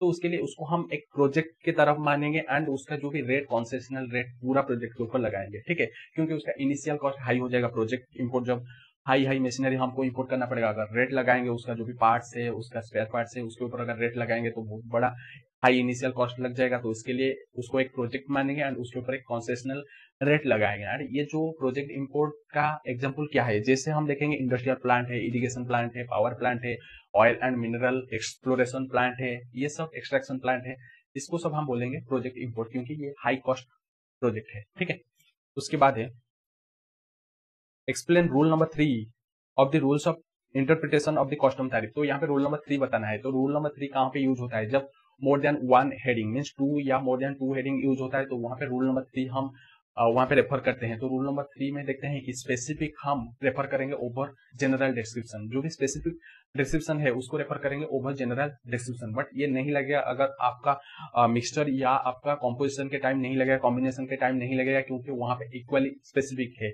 तो उसके लिए हमको देखना पड़ेगा कि जो भी एसेंशियल कैरेक्टर है मीन्स यहाँ पे प्रिंसिपल प्रोडक्ट का देखेंगे नेचर क्या है। जो भी प्रिंसिपल प्रोडक्ट है उसको हम मानेंगे कि कॉम्पोजिट या मिक्सचर के केस में। अगर आपका स्पेसिफिक नहीं है या कॉम्पोजिट मिक्सचर नहीं है तो वहां पे हम देखेंगे लास्ट इन न्यूमेरिकल ऑर्डर।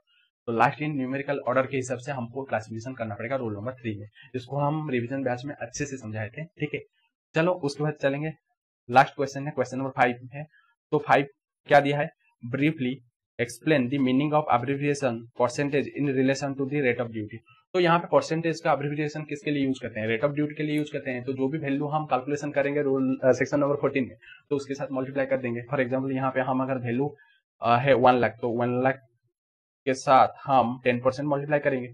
ठीक है, 10% मल्टीप्लाई करेंगे तो यहाँ पे ड्यूटी हो जाएगा 10,000। मेनली ये जो एब्रिविएशन परसेंटेज मेनली हम मल्टीप्लाई करने के लिए वैल्यू के साथ जो कि सेक्शन नंबर 14 में हम कैलकुलेशन करते हैं उसके साथ मल्टीप्लाई करेंगे ये जो परसेंटेज का एब्रिविएशन। तो यहाँ पे आपका जो भी चैप्टर नंबर 3 कंप्लीट हो जाता है एंड ये जो पार्ट पहला पार्ट आपका कंप्लीट हो जाता है, क्योंकि इसमें 200 अप्रोक्सीमेटली 200 क्वेश्चन है तो टाइम लगेगा, इसलिए ये पार्ट यहीं पे खत्म करते हैं। उसके बाद हम देखेंगे नेक्स्ट पार्ट में। और आपको एक काम करना है कि इसको आप सब्सक्राइब कर लीजिए क्योंकि नेक्स्ट जो भी आएगा आपका पार्ट आपके लिए अच्छा रहेगा एंड आपको पहले पता चलेगा, इसलिए सब्सक्राइब कर लीजिए। अगर आपको ये हेल्पफुल होता है तो आप शेयर कर सकते हैं। तो आज के लिए इतना ही, मिलते हैं नेक्स्ट पार्ट में।